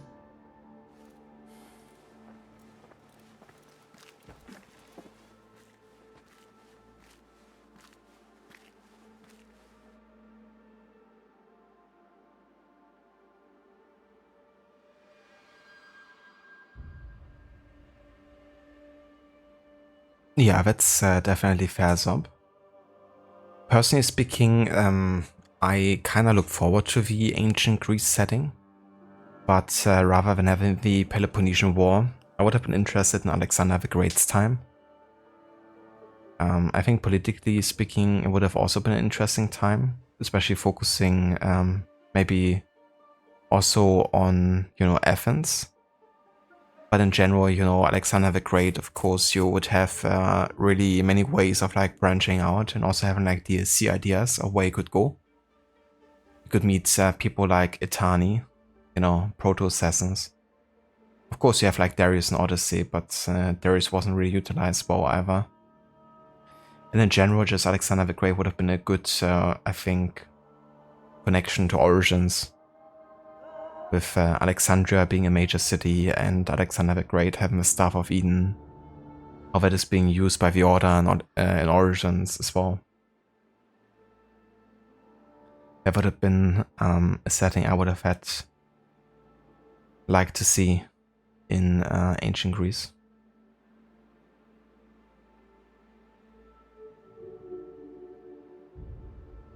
The guards then noticed Beshi's armor. I was thinking the same thing. It seems like he just barely escaped moments before. So definitely wouldn't change into like other clothing, I guess. But who knows, Maybe he hid his armor nearby and then had to receive it before returning. But yeah, it's more likely, they just didn't actually want to change his character model or like what he's wearing for this particular cutscene.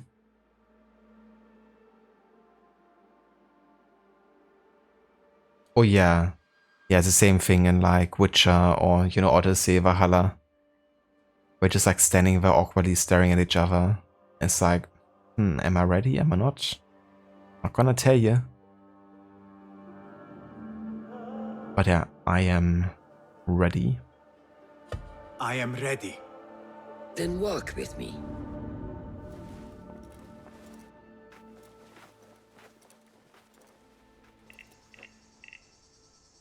Come, Basim.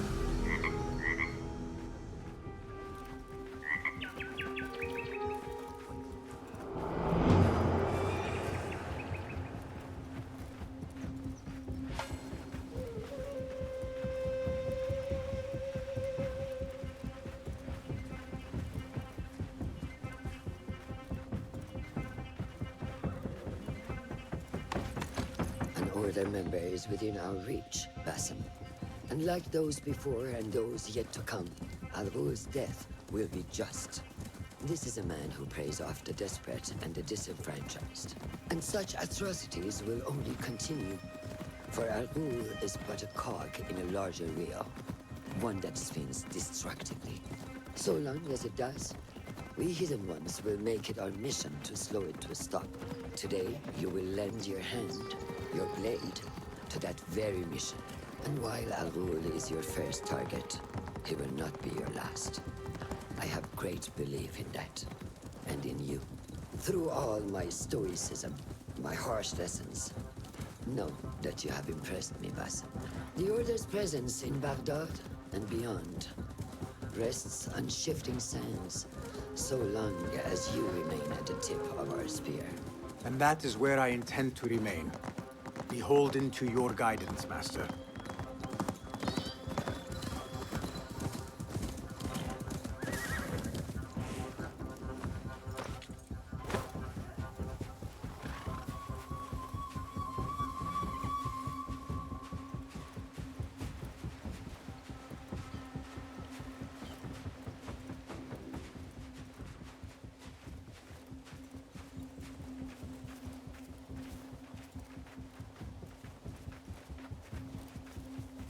As busy as a beehive. Come, set your sights on the throne. Merchants, livestock, caravans from all walks. And I thought Anbar's markets were disorderly. Where there is disorder, there is chaos, and chaos can bring opportunity. See what avenues present themselves. Be reactive, but patient, and trust your instincts.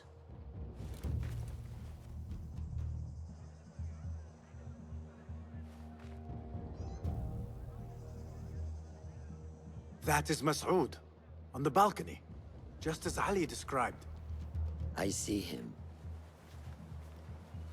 Go now. Wet it with the blood of the slain. I will find you when it is over.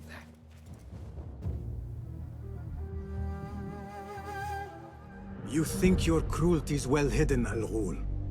For you chose those with little voice, whose cries you knew would go unheard. They dug at your bidding, died at your hand, and were cast away like so much refuse. All to scour the desert for some artifact. Even now you haggle for flesh, safe in the Karwansarai. You prefer your victims chained and starved. It is time you faced a man unbound.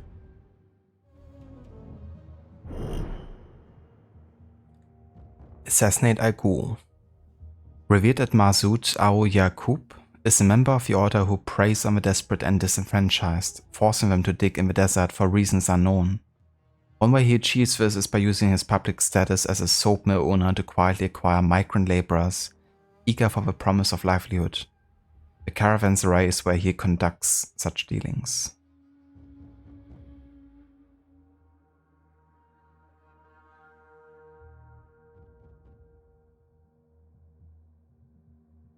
Yeah, definitely a bit of a plot hole there with Bashi and his plan pretending to be a slave. Same here, yeah, these pre-assassination cutscenes kind of remind me of Hitman as well. Getting a bit of an insight on the location, some opportunities, maybe the target itself.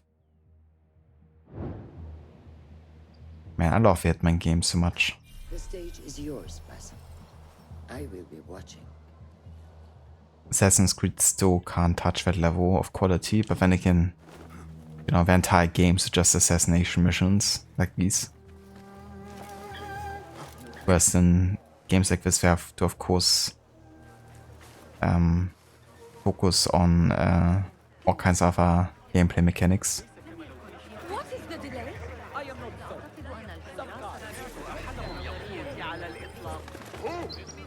I need some throwing knives here. Well met. Welcome, welcome. Let's actually reduce prices, or maybe not. I could need the token. What you have got. Please, be my guest. Something different.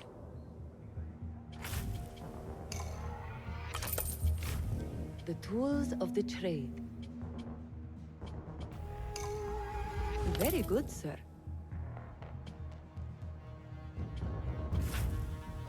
Nothing for... I will be off. Farewell, sir. Citizens.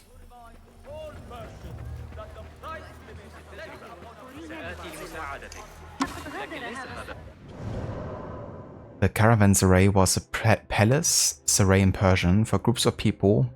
More roadside inn than a palace, it offered a safe place and varying levels of comfort to merchants, pilgrims and travelers, recovering after a day's journey along the empire's roads. Caravanserais were commonly constructed by the caliphs, their relatives and members of a local elite to display their piety and generosity. Hundreds of them dotted the empire, especially its Iranian-Iraqi core. They were built about 30 kilometers apart, the distance a man and his pack animal could be expected to travel each day. In them, travelers could find safety for the night, exchange goods, share news and pay taxes to ensure the maintenance of a facility. Not two caravanserais were alike, even if most of them featured a large courtyard surrounded by a wall. Both their physical appearance and available facilities varied widely from one to the other. In plains and deserts, the courtyard would be open and the walls made of dry bricks, while in the mountains, a fully roofed area would keep out rain and snow. The most well-appointed had a cistern, stables, a prayer space, guards, and rooms for guests. But most were simple roofed galleries without any of these niceties. While no caravanserais survived from this period, the so-called desert palaces of the Umayyads, like Qasr al-Hayya al-Shaki, may have fulfilled a similar role.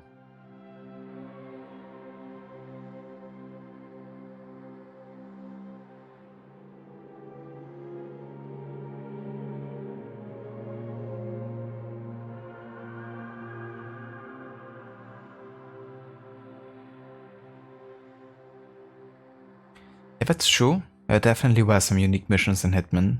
It didn't just, make you like kill a target, you also had some other ways of, dealing with a situation. But I have to say, like, finding creative ways of killing my targets is definitely one of my favorite aspects about Hitman games.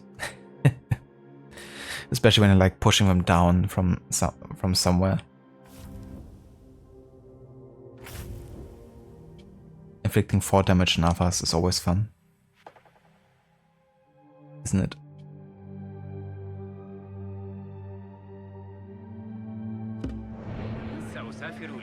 I need your eyes, my friend.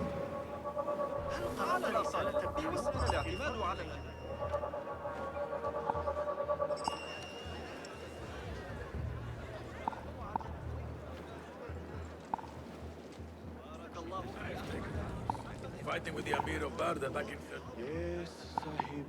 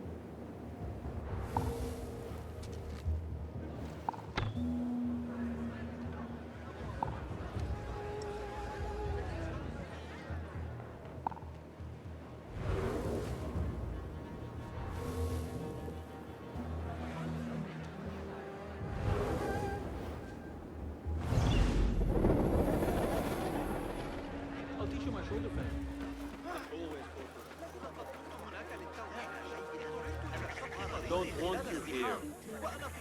انتشرت الشائعات حول تلك النظرية.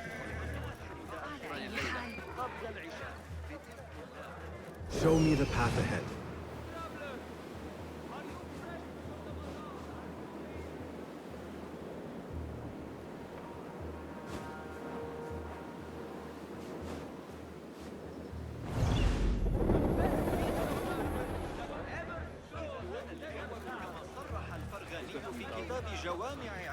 Nox the drone seller was another interesting unique kill 1-2. Who was that target actually? Kinda forgot.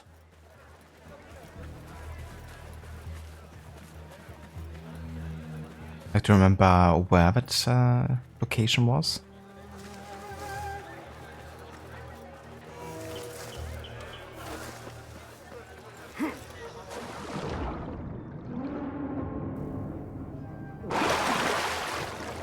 Hold on!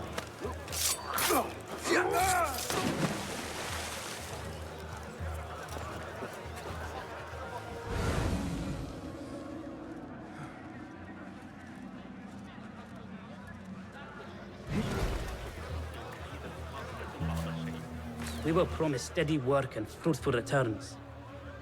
Now we're being made to slog in the desert. We were deceived.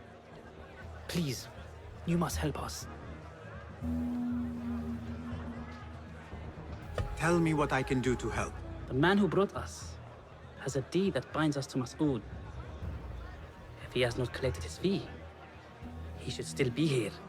If I can relieve these men of their duty, it will not be long before Al-Ghul catches wind of his disbanded workforce. لن أتحدث طويلا. علي إحضار بعض الكوس واللفت للزنجة.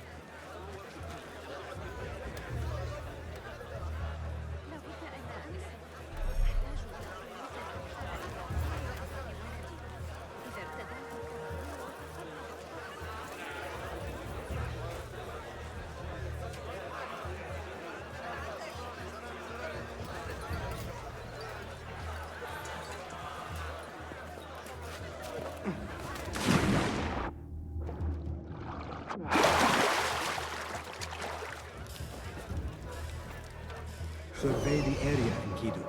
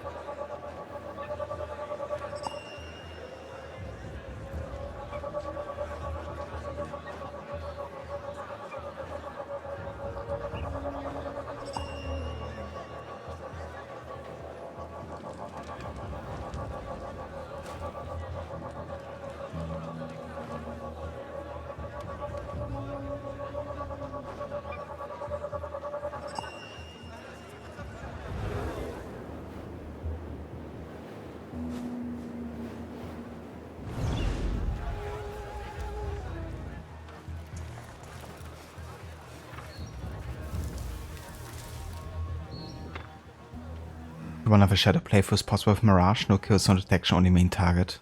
Would be interesting. If you could. I'm sure there have been some people doing like shadow runs or ghost runs, I guess, on YouTube for like specific missions, but I wouldn't really know about like the full game.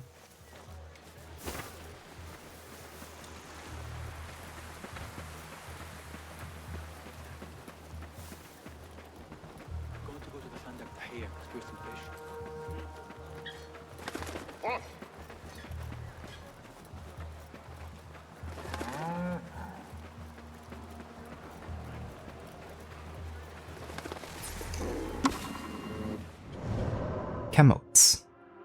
While camels are a mandatory cliché of any depiction of the Islamic world, the so-called desert ships have long been not only an iconic but also a crucial means of transport across Eurasia. Camels were already a well-known method of travel during antiquity, used from Morocco to China. Their wide padded feet helped them keep a balance on any path, while their fatty humps provided them with energy in regions where food was scarce. Moreover, the camels could eat almost any plant, even thorny ones, and turn them into milk or meat for hungry caravanners. They also showed great resistance to extreme temperatures, with dromedaries, 1 hump more desert resistant, and Bactrian camots, 2 humps more tolerant to cold and high altitudes. They could carry much heavier loads than horses or donkeys, making them perfect pack animals. Their efficiency and flexibility had a clear effect on the economic wealth of the Abbasid Empire, boosting its trade and facilitating travels all across its huge expanse. They were also useful in warfare, as they could run surprisingly fast. The preferential use of camels had important consequences on the landscape and on the city planning of the empire. Khalifs didn't need to maintain an extensive paved road network, as camels didn't need one. Since camels made wheeled carts visually unnecessary, Abbasid cities could also maintain narrower roads. The tall buildings that lined these narrow roads kept the city in shade, meaning that the ambient temperature inside cities was several degrees lower than in surrounding open areas.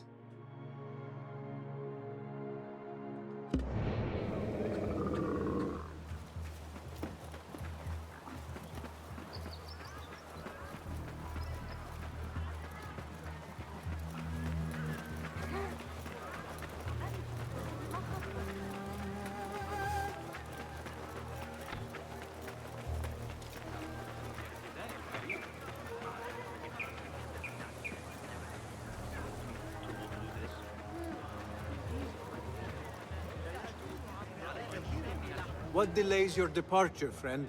Someone by the name of Mas'ud saw fit to inspect my wares. And so here I wait. Who does he think he is? What is it you are carrying?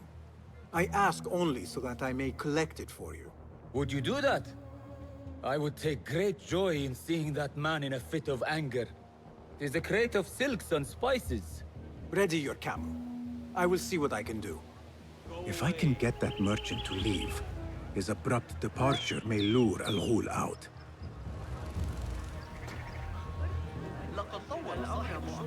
Guide me and keep him.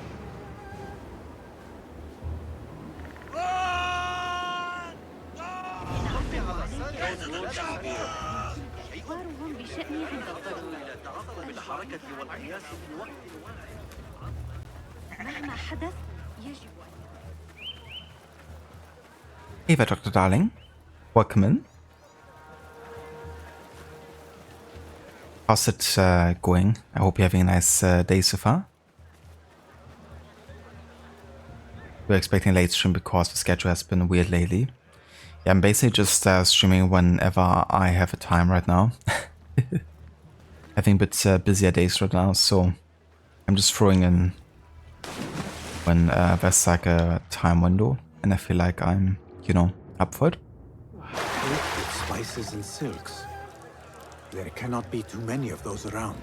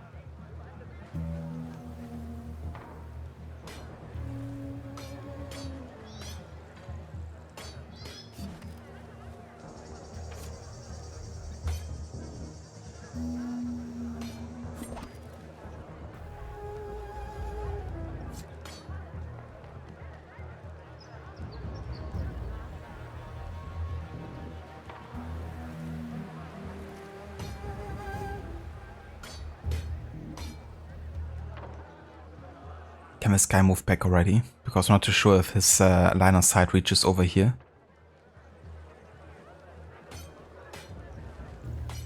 Okay, there we go.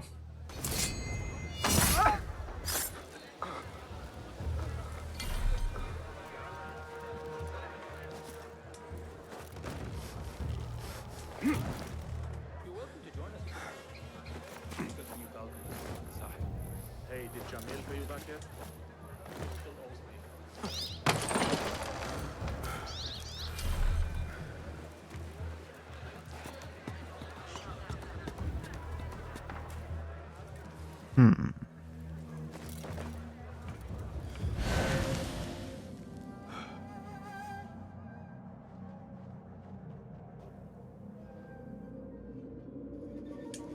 Al-Ghul deserves a fate far worse than the one at the edge of my blade. My message will reach the Order, loud and clear.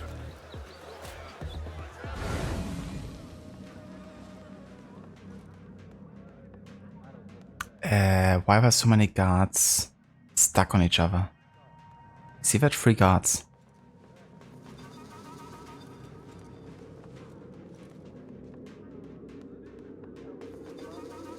But yeah, this is definitely where Gu is hiding.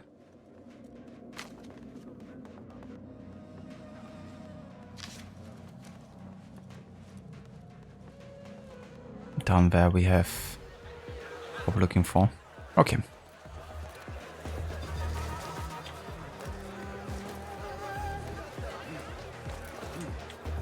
You're telling me you can't go up here anymore?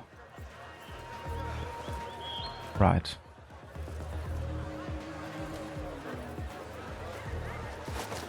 Oh, Jesus Christ, Bosom.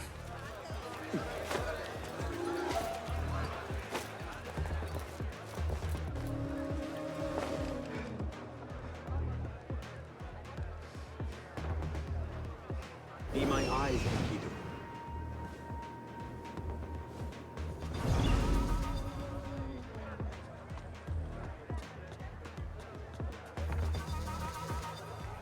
Hey, what? Come out! Let's bathe in blood. Hey! Yeah!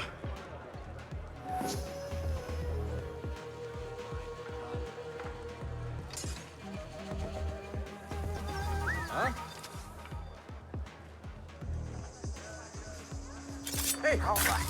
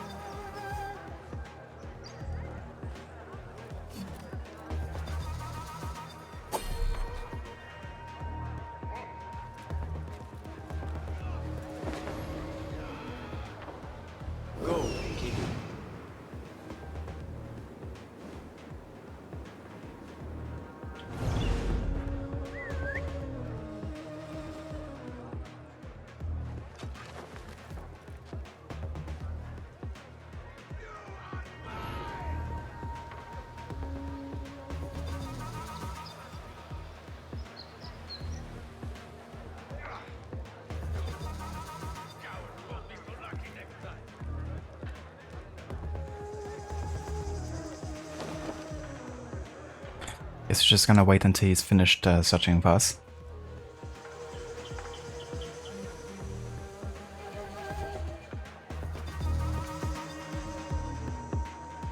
Oh yeah, I don't blame you, Zomb. I mean, having 3 of the heavy guards in like such a tight space would be tricky to deal with.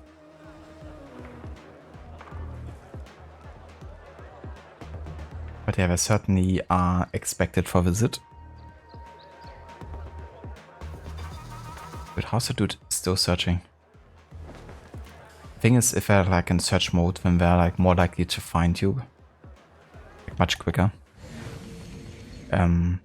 Like their detection rate would also increase often in games. That seems like he stopped now.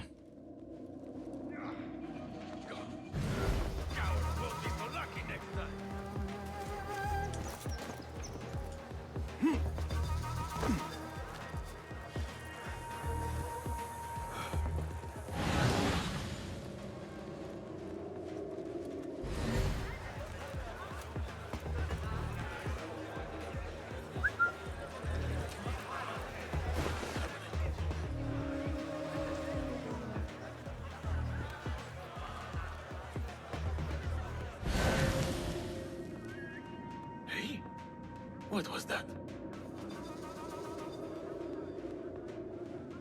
Too obvious? Can I assassinate, please? Jesus.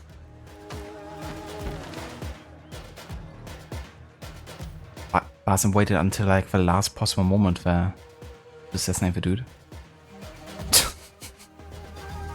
Like, what the fuck, Basim? Are you doing?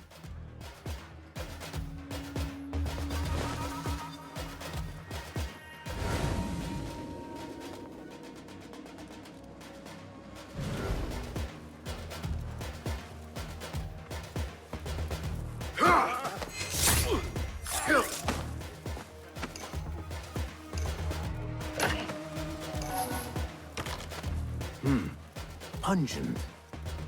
This must be the caravan merchant's crate.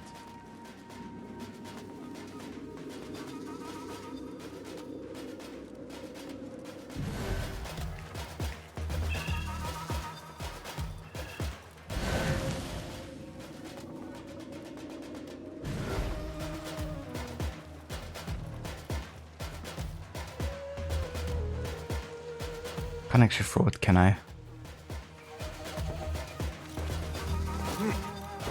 Okay, that works.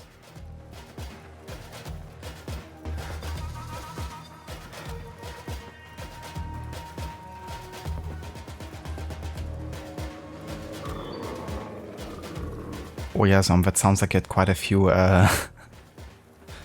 difficult things to deal with. But safe to say, my first run of this mission didn't go buttery smooth either. I also got 1 or 2 detections. Hey there, Soren, welcome in. How's it going?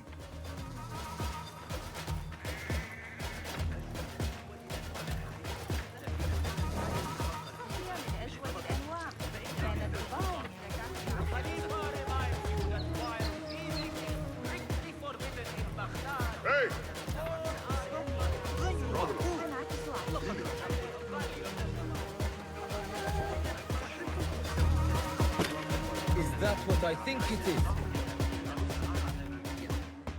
Is this your crate? Ah, it is indeed. The guards returned it to you.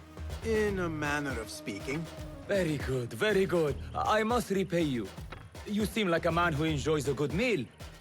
Care for some spice? Not today, no. But I will ask that you loudly proclaim your departure. Make sure Mas'ud notices.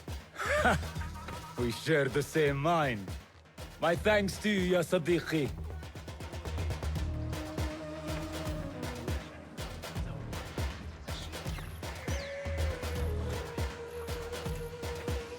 Don't want you here. أحب مشاهدة العمال وهم يستخدمون رافعاتهم العملاقة بمهارة. Go away.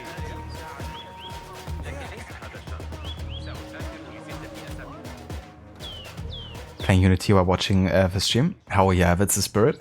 I hope Unity is going well for you, Soren.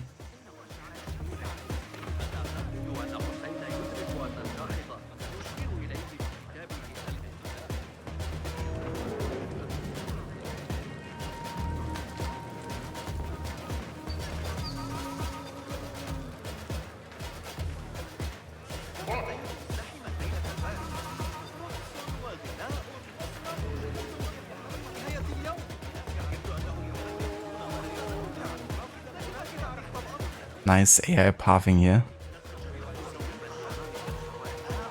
Just waiting for this to get me detected. Because I like all of a sudden are running.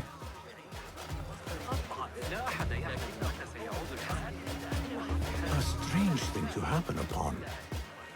Perhaps I can use this to my advantage.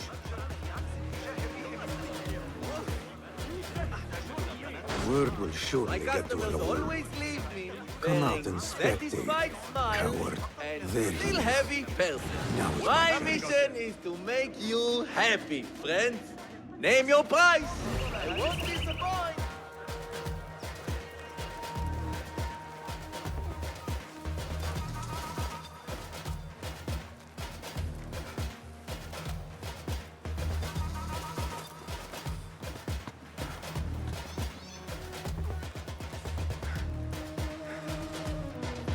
This ends now.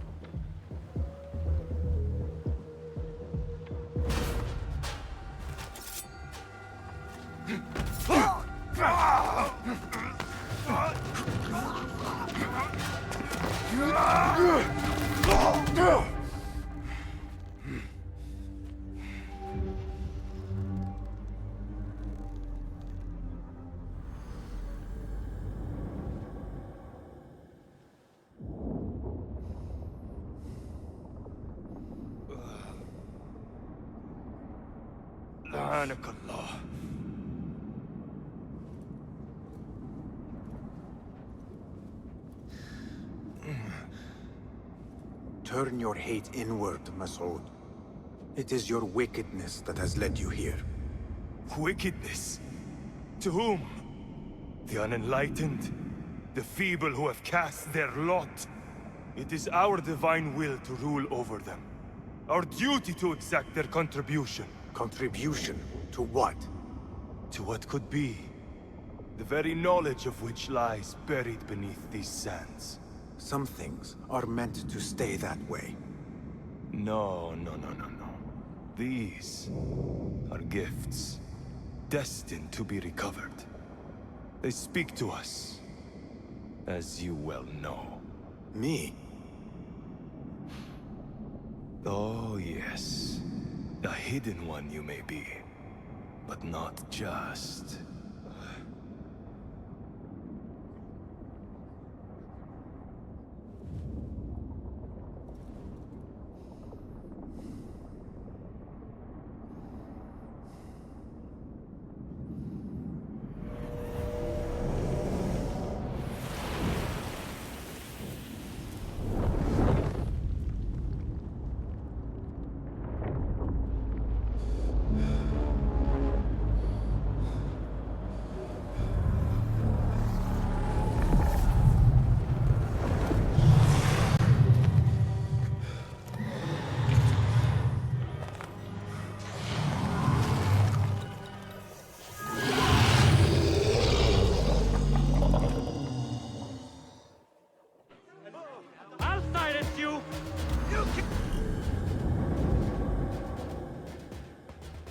Alright, so that's another force detection scenario in a way of like, you know, these guys starting to detect you to introduce the assassin focus ability.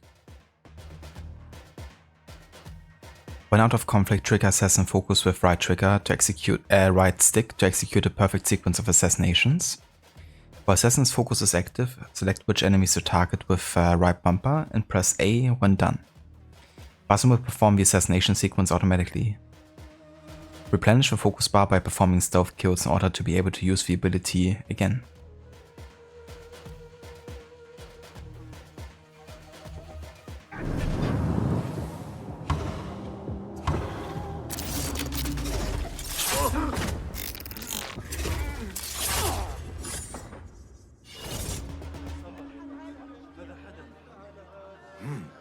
Nihal? Basim.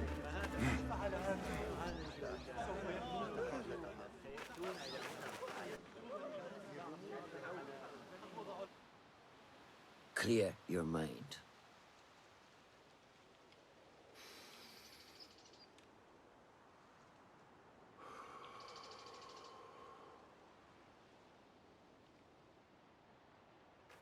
Al-Ghul's relentless pursuit at the expense of human lives has come to an end. It is a day of victory, not only for those spared of his cruelty, but for the hidden ones. The Order's grand plot in Baghdad may still be a mystery, but we can at least be certain Al-Ghul's role in it has been vanquished.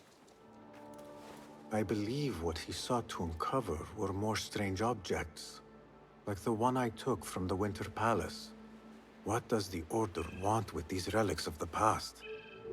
And why guard them with so much effort?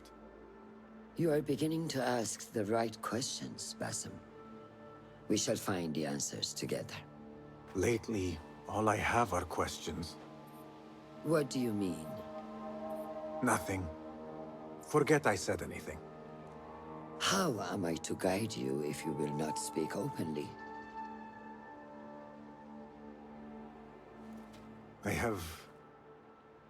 I have struggled with nightmares. In these dreams, a jinni torments me until I wake up panicked and soaked with sweat. In Alamut, I had nearly forgotten about it. But when I killed Al-Ghul, I felt its presence again. And I am left asking why? Why here? Why now? Why me? Piling questions and no answers. I meant to tell you, but... You were afraid I would think you weak of mind. We are only as weak as we allow ourselves to be.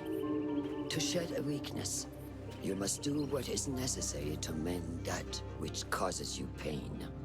Citizen! Will you permit me a brief respite? I wish to seek out an old friend. Niha? I remember. She is important to you, isn't she? She is. But last we spoke, I led her to believe otherwise. This causes you pain.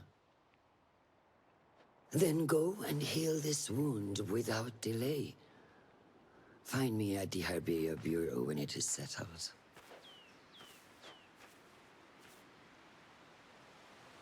If that was indeed Nihal, I have not a clue where she went. Back home in Anbar, maybe. Damn, 3 skill points. Let's go. Hey, Vaora, welcome in, citizen. Oh yeah, someone tried to kill all the guards and then hide them in the pool. Pools of blood, isn't it? Could have seen, but how did that news get tightened? That's what I ask myself every time too. It got tightened by the sheer will of power.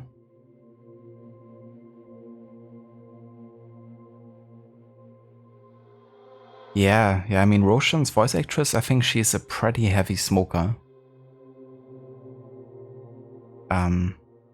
Which I would guess had an impact on her voice.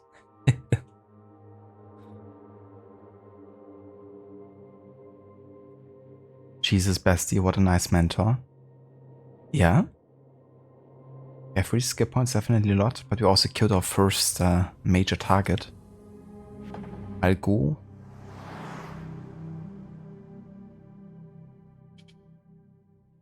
That's 1 out of 4 targets done here.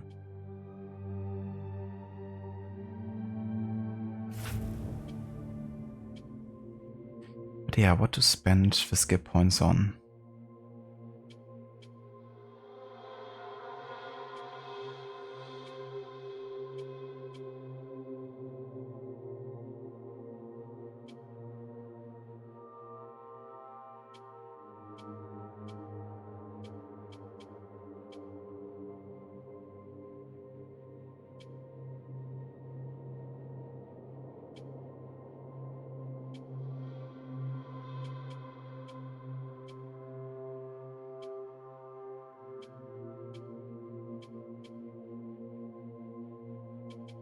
I mean, chain assassination would be nice to have, but I think I'm really gonna focus on Predator for now.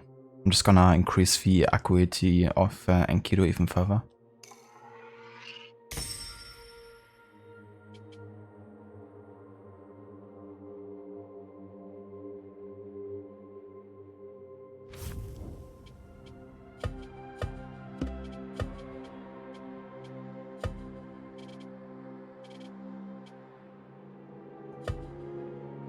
Masoud Yaqub. A successful businessman, Masoud Yaqub made his fortune on the backs of the vulnerable foreigners he employed in his soap mills. Ruthless and proud, Al Ghul was driven by more than lust for profit. He was a true believer in the Order of the Ancients and drove his workers mercilessly to excavate suspected Isu artifacts.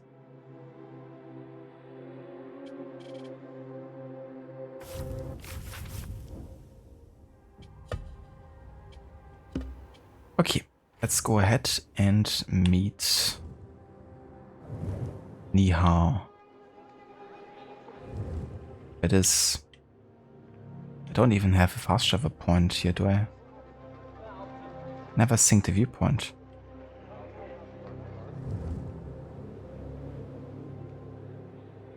Well, guess we gotta go over ourselves then.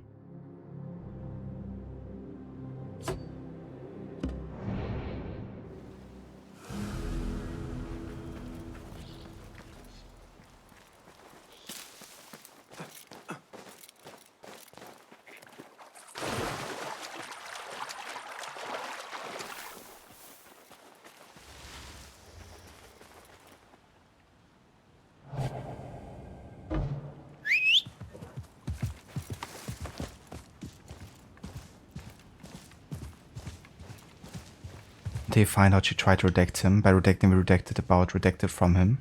Exactly. Not a very good mentor after all. Vulnerable foreigners being exploited by slave labor. Say it ain't so. Yeah, that's something I've never heard before, is it? Got to happen.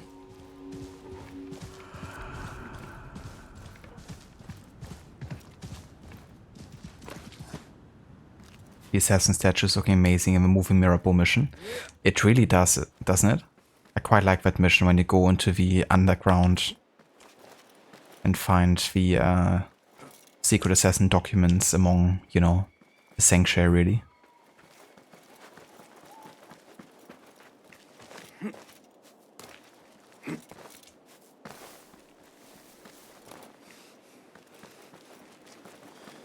Cast your gaze, Enkidu.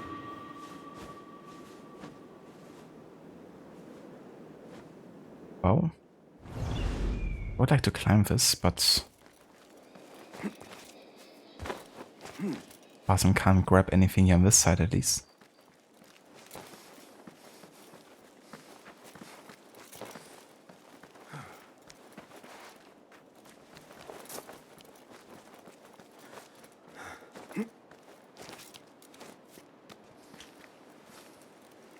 Basim. What are you doing? What? Okay, you know what? Fuck this viewpoint. I don't need it. Honestly.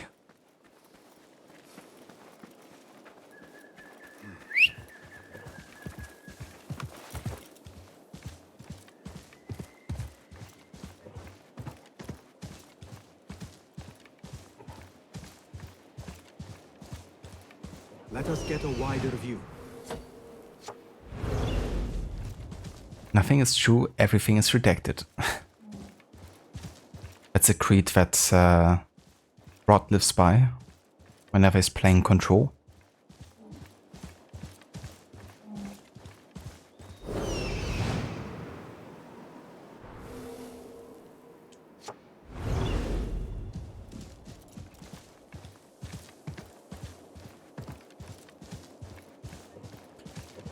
Don't need no viewpoints where we're going. Exactly. Who needs viewpoints anyways, right? Completely overrated. But I cry into a pillow because I didn't get to unlock that viewpoint. But yeah, I mean, you know, its positioning isn't that important to us in the middle of the wilderness. So I'm just gonna leave it for later or just never get it.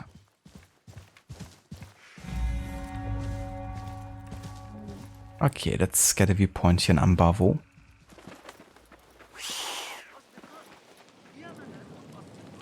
That was an angry kitty.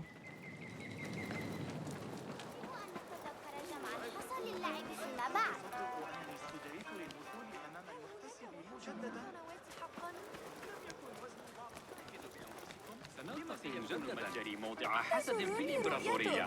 لقد نأى ظهور جبال كثيرة مما أسلبه لكم من السماء.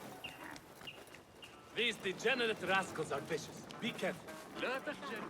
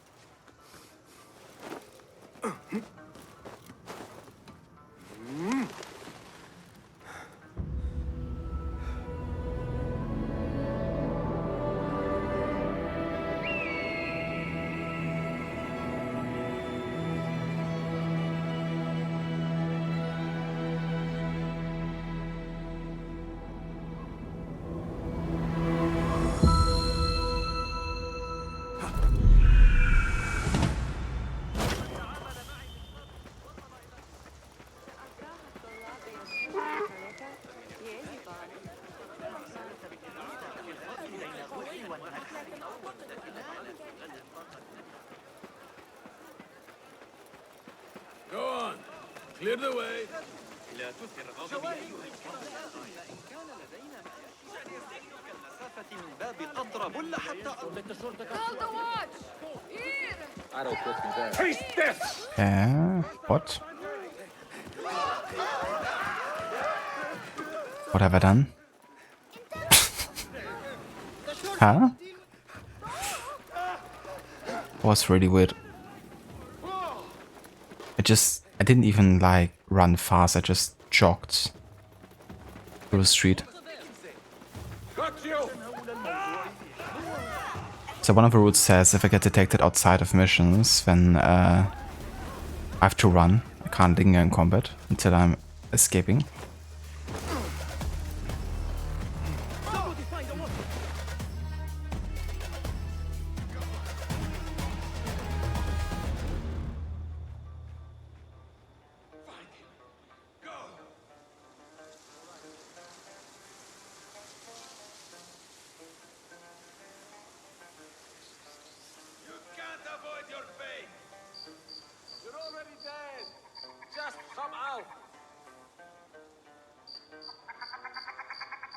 Report.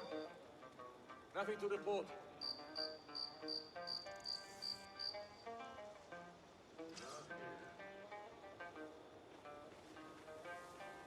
Come out, coward! Not done with you!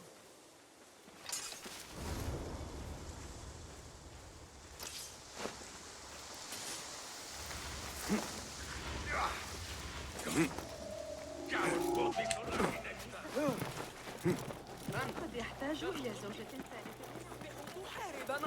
The guards will be ever vigilant.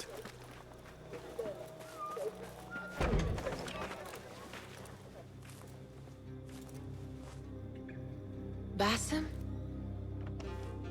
It's really you?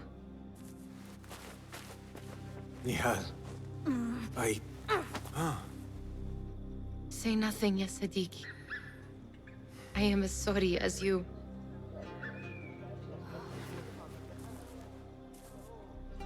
I have so much to tell you. And I you. We will grant each other an audience. But first, I must know something. What? Why are you dressed like a peasant? Perhaps I have less to tell you than I thought. I think I can surmise what our time apart has been like for you. And you? You have not been living here, I hope. Less living, more working. On what?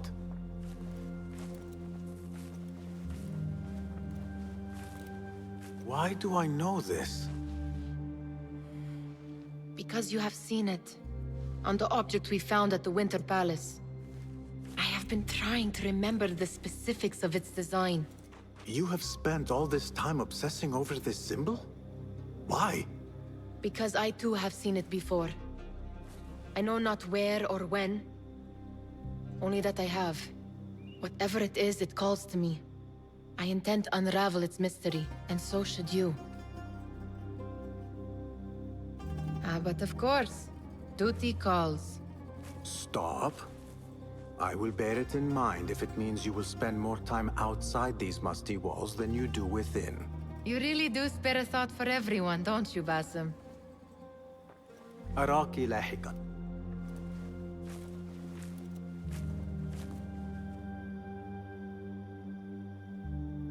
The Order of the Ancients are far from defeated. Master Roshan is certain to have a plan brewing to uproot them. And perhaps I should look into Nihal's obsession. It seems Nihal is trying to discover the location of a secret chamber.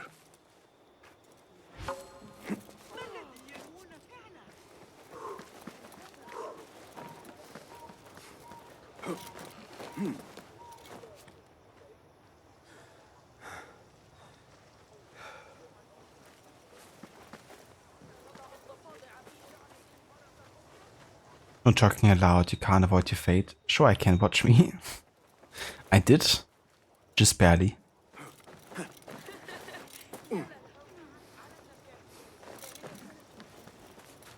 I mean, I've seen weirder things, Zomb. I think you're right. I mean, look at Basim. He's like constantly talking to himself.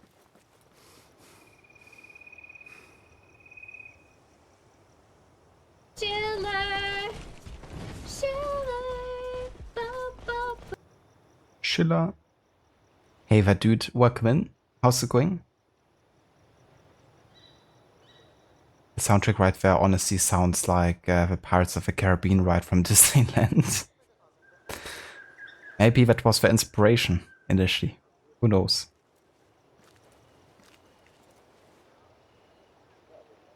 Yeah, the hug animation was a bit odd. It's because she kind of like pretends like she's about to slap him first. But then, you know, hugs him instead, which makes it look really weird, especially with the animations, of course, they're using in this game. Most of the, you know, cutscenes are not really mo-capped from start to finish. They're more like based on already existing mocap, you know, movements and just like cut them together pretty much. We were boxed in. Great ambush.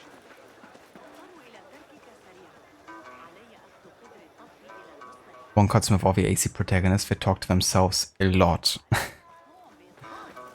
Are they talking to themselves or are they talking to the player?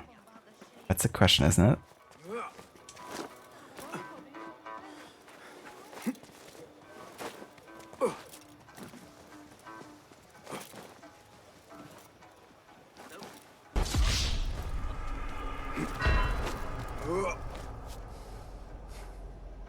Oh, very nice, Shada. That's great to hear. Hope you had a good day so far. And then work went well. And yeah, doing quite well over here. We've been just killing our first major target, Al Ghul, the slaver. So I got that done. We got detected 2 times though. I managed to be undetected during the assassination mission, but I got detected 2 times in the prison.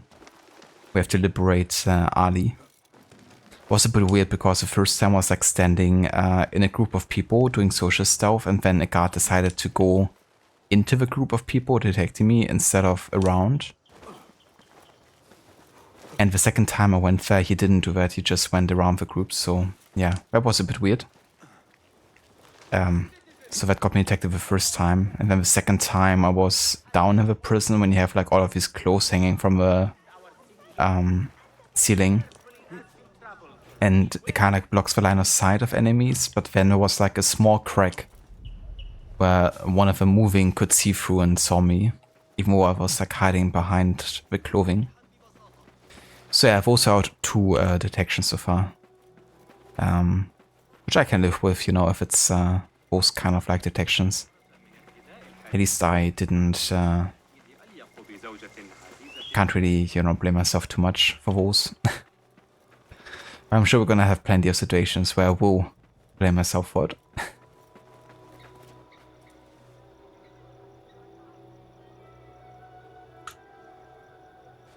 Oh yeah, that's good, Schiller. That's definitely good. I hope you enjoy your post work time. The Feierabend. But darling, didn't I like Disco Elysium? I haven't played it in a while. That's true, I haven't played it in a good while. I did like it. I mean, I really, really love the writing actually. I think it's really well done. But yeah, since I didn't really stream like for super long amounts of time recently, you know, like often it's been like 3-hour streams or less. I want to focus a bit more on the historical order run and make progress with that, especially with the shorter games we've been playing. Because with Disco Elysium, yeah, I honestly feel like I haven't really made much progress, even though I already streamed for quite a bit. So yeah, I've been kind of just like, you know, focusing on the historic auto run instead. In the past 2 weeks, where I didn't really have quite as much time to stream. But yeah, the other thing is, you know, that doing the whole like viewer choice also means that it's like even more, you know, time on top. Since the entire game is basically choices and writing. I've been of course already lowering the amount of like viewer impact choices a little bit, but yeah, it's still, you know, very time intensive process, and I still even haven't finished the first day. And there's supposed to be like a total of like potential 10 days or something. So yeah. That's kind of like why I've been holding myself back from like doing another stream. If I do one, then I want to have a feeling that I have enough time to make some good progress. A Thaabin member is near. Must be kept covered against flies and insects. Who you are, let not pestilence taint your wares and defile your product.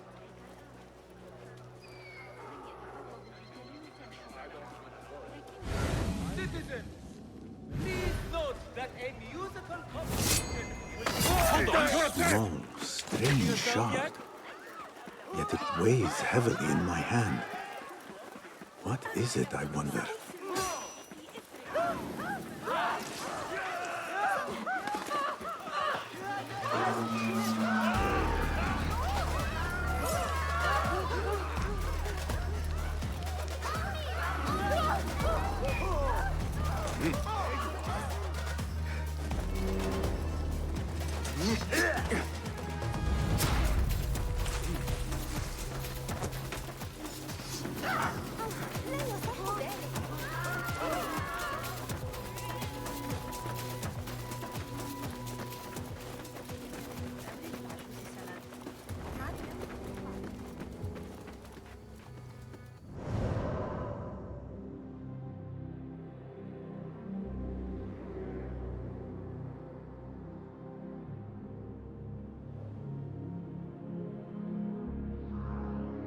The first half was kind of rough, the second half was show. Well, at least it wasn't, you know, like the first half all the way. Have, you know, a bit of a break from that.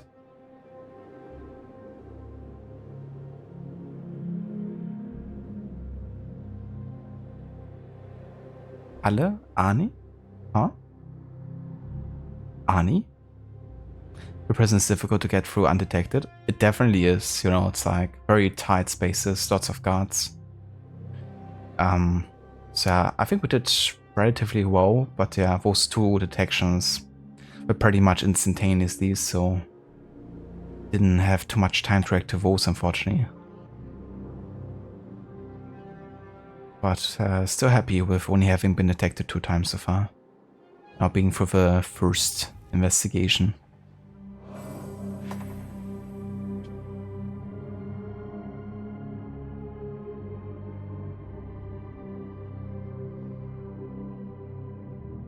While stealth is annoying, stealth option is the way to go. That's fair too. Yeah, sometimes, you know, you want to have the liberty to approach things your way.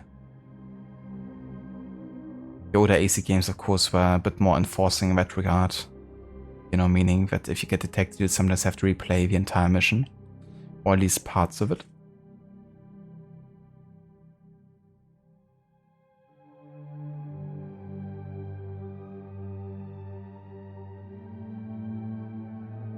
Chill, how was für Commercial? Feierabend wie, das duftet kräftig, deftig, würzig rein. I think I remember something like it, yeah. I couldn't really tell you the exact wording of it. But that's a good way to put it, for sure.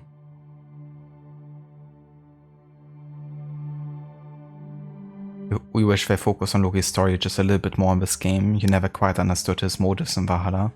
Same here. I think with Mirage they really had an opportunity to really fill us in a bit more as to what causes Loki to have that big of a desire of vengeance, you know, against Eivor or Odin, I guess. But yeah, unfortunately there's very little focus on Loki and on modern day Basim as well. Of course, Nihao is supposed to represent, you know, Loki's conscience.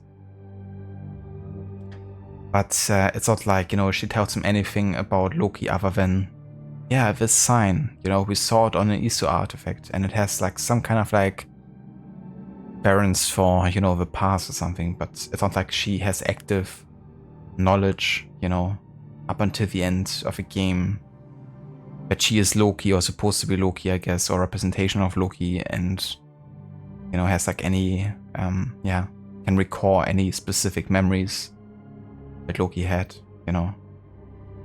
The only one she really recalls is when he's like in prison, but that isn't until she's, you know, in the prison herself. And yeah, there's even an assassination where something is shown that they call an enema, like another form of an animus, but based on like ancient mechanisms. And it's even shown during the assassination, like the whole device, but then you never get to use it. Nor is it ever mentioned again. But yeah, there's concept art that shows it very similar to the regular animus, which indicates that they initially had plans of Basim reconnecting with Loki through something like an animus himself in the House of Wisdom. But yeah, that's another thing that you learn when you look up lots of concept arts and kind of like Dev Talks, is they had to cut so much content for Mirage.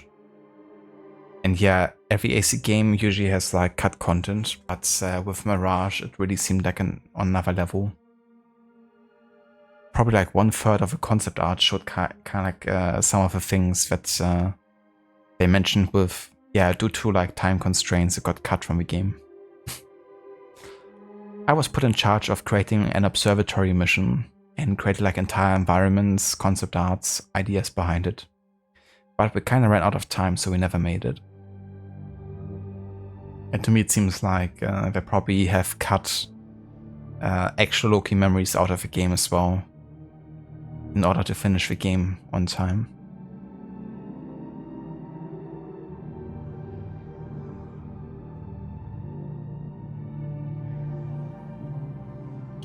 You freed alle known as Arnie. Ah, okay. I did. Always there for my best buddy, Arnie. Or like, you know, that Odin killed Loki's son, but everything we see in the Asgard storyline is kind of hidden behind the mythological lore. And you wanna know what actually happened? Me too, you know. I feel like we've done a decent job with the mythology in Valhalla, you know, but I do also grow a bit tired of like always seeing it through that veil and not really seeing what really happened, you know. You can of course get an idea, but it's mostly speculation. I think the Dawn of Ragnarok DLC might go a bit further into that, but I still haven't played that, so I couldn't really tell you either. But yeah, this game had a big chance to both, you know, showcase modern day Basin and his motivations there, but also, of course, to, you know, have a stronger focus on actual Loki and his memories.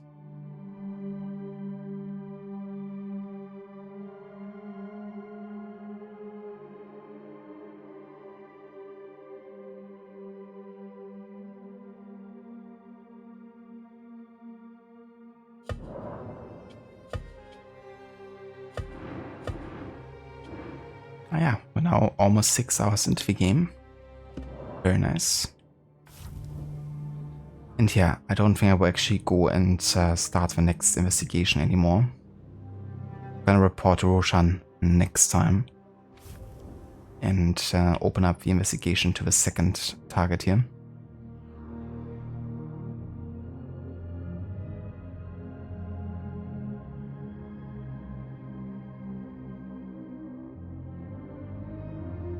Yeah, that's another thing, right? I feel like that's an issue with all of the DLCs, is that they don't consider the character development that Eivor goes through, you know? So they do make more sense to play during the game, but then during the game you also have your own kind of like, you know, mission of like, for most of half of the game, you know, rescuing Sigurd. And then later, you know, of course, like the expansion of your clan and stuff, so like going all that way to like France and, you know, Ireland, it's difficult to fit it in a way that makes sense.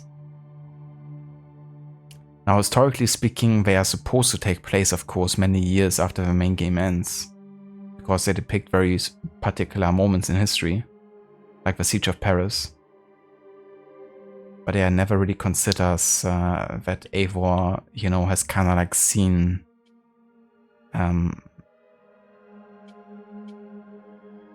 how was it called again? Not Asgard, but, you know, kind of like Paradise in Norse lore. I mean, it's pretty much like, you know, Valhalla, yeah.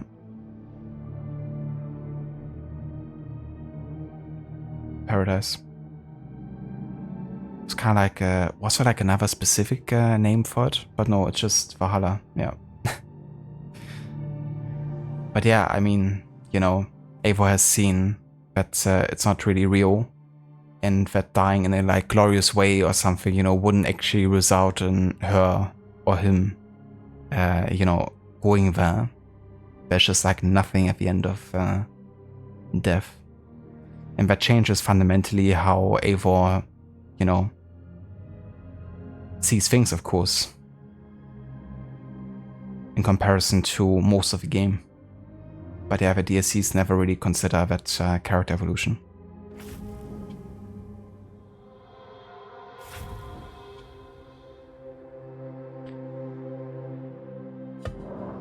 But yeah, this is gonna be what we're gonna call it for today for AC Mirage and our stealth challenge. But made some good progress. We got one of the main targets killed, which means we have another 3 to go before we unlock the big baddie. So yeah, should be able to do that in a couple of streams. I reckon about 1 stream per target, 1 to 2 streams, or 1 to 2 targets potentially, depending how long I do one of those streams. But yeah, for today, this is gonna be it. I would like to thank you all so much for coming by and for joining me for another Mirage stream. I'm gonna go and have a look who's online and we can raid today. So let me check Twitch here.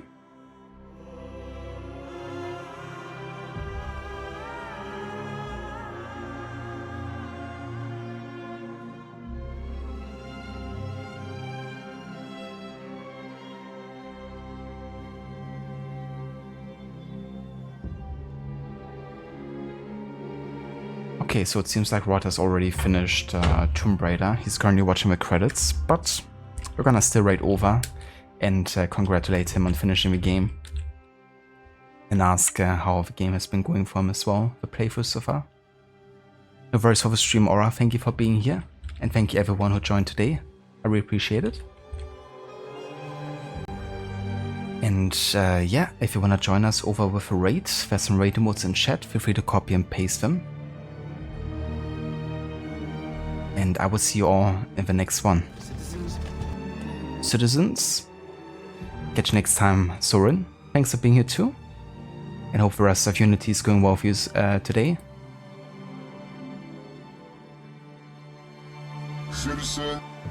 Citizen.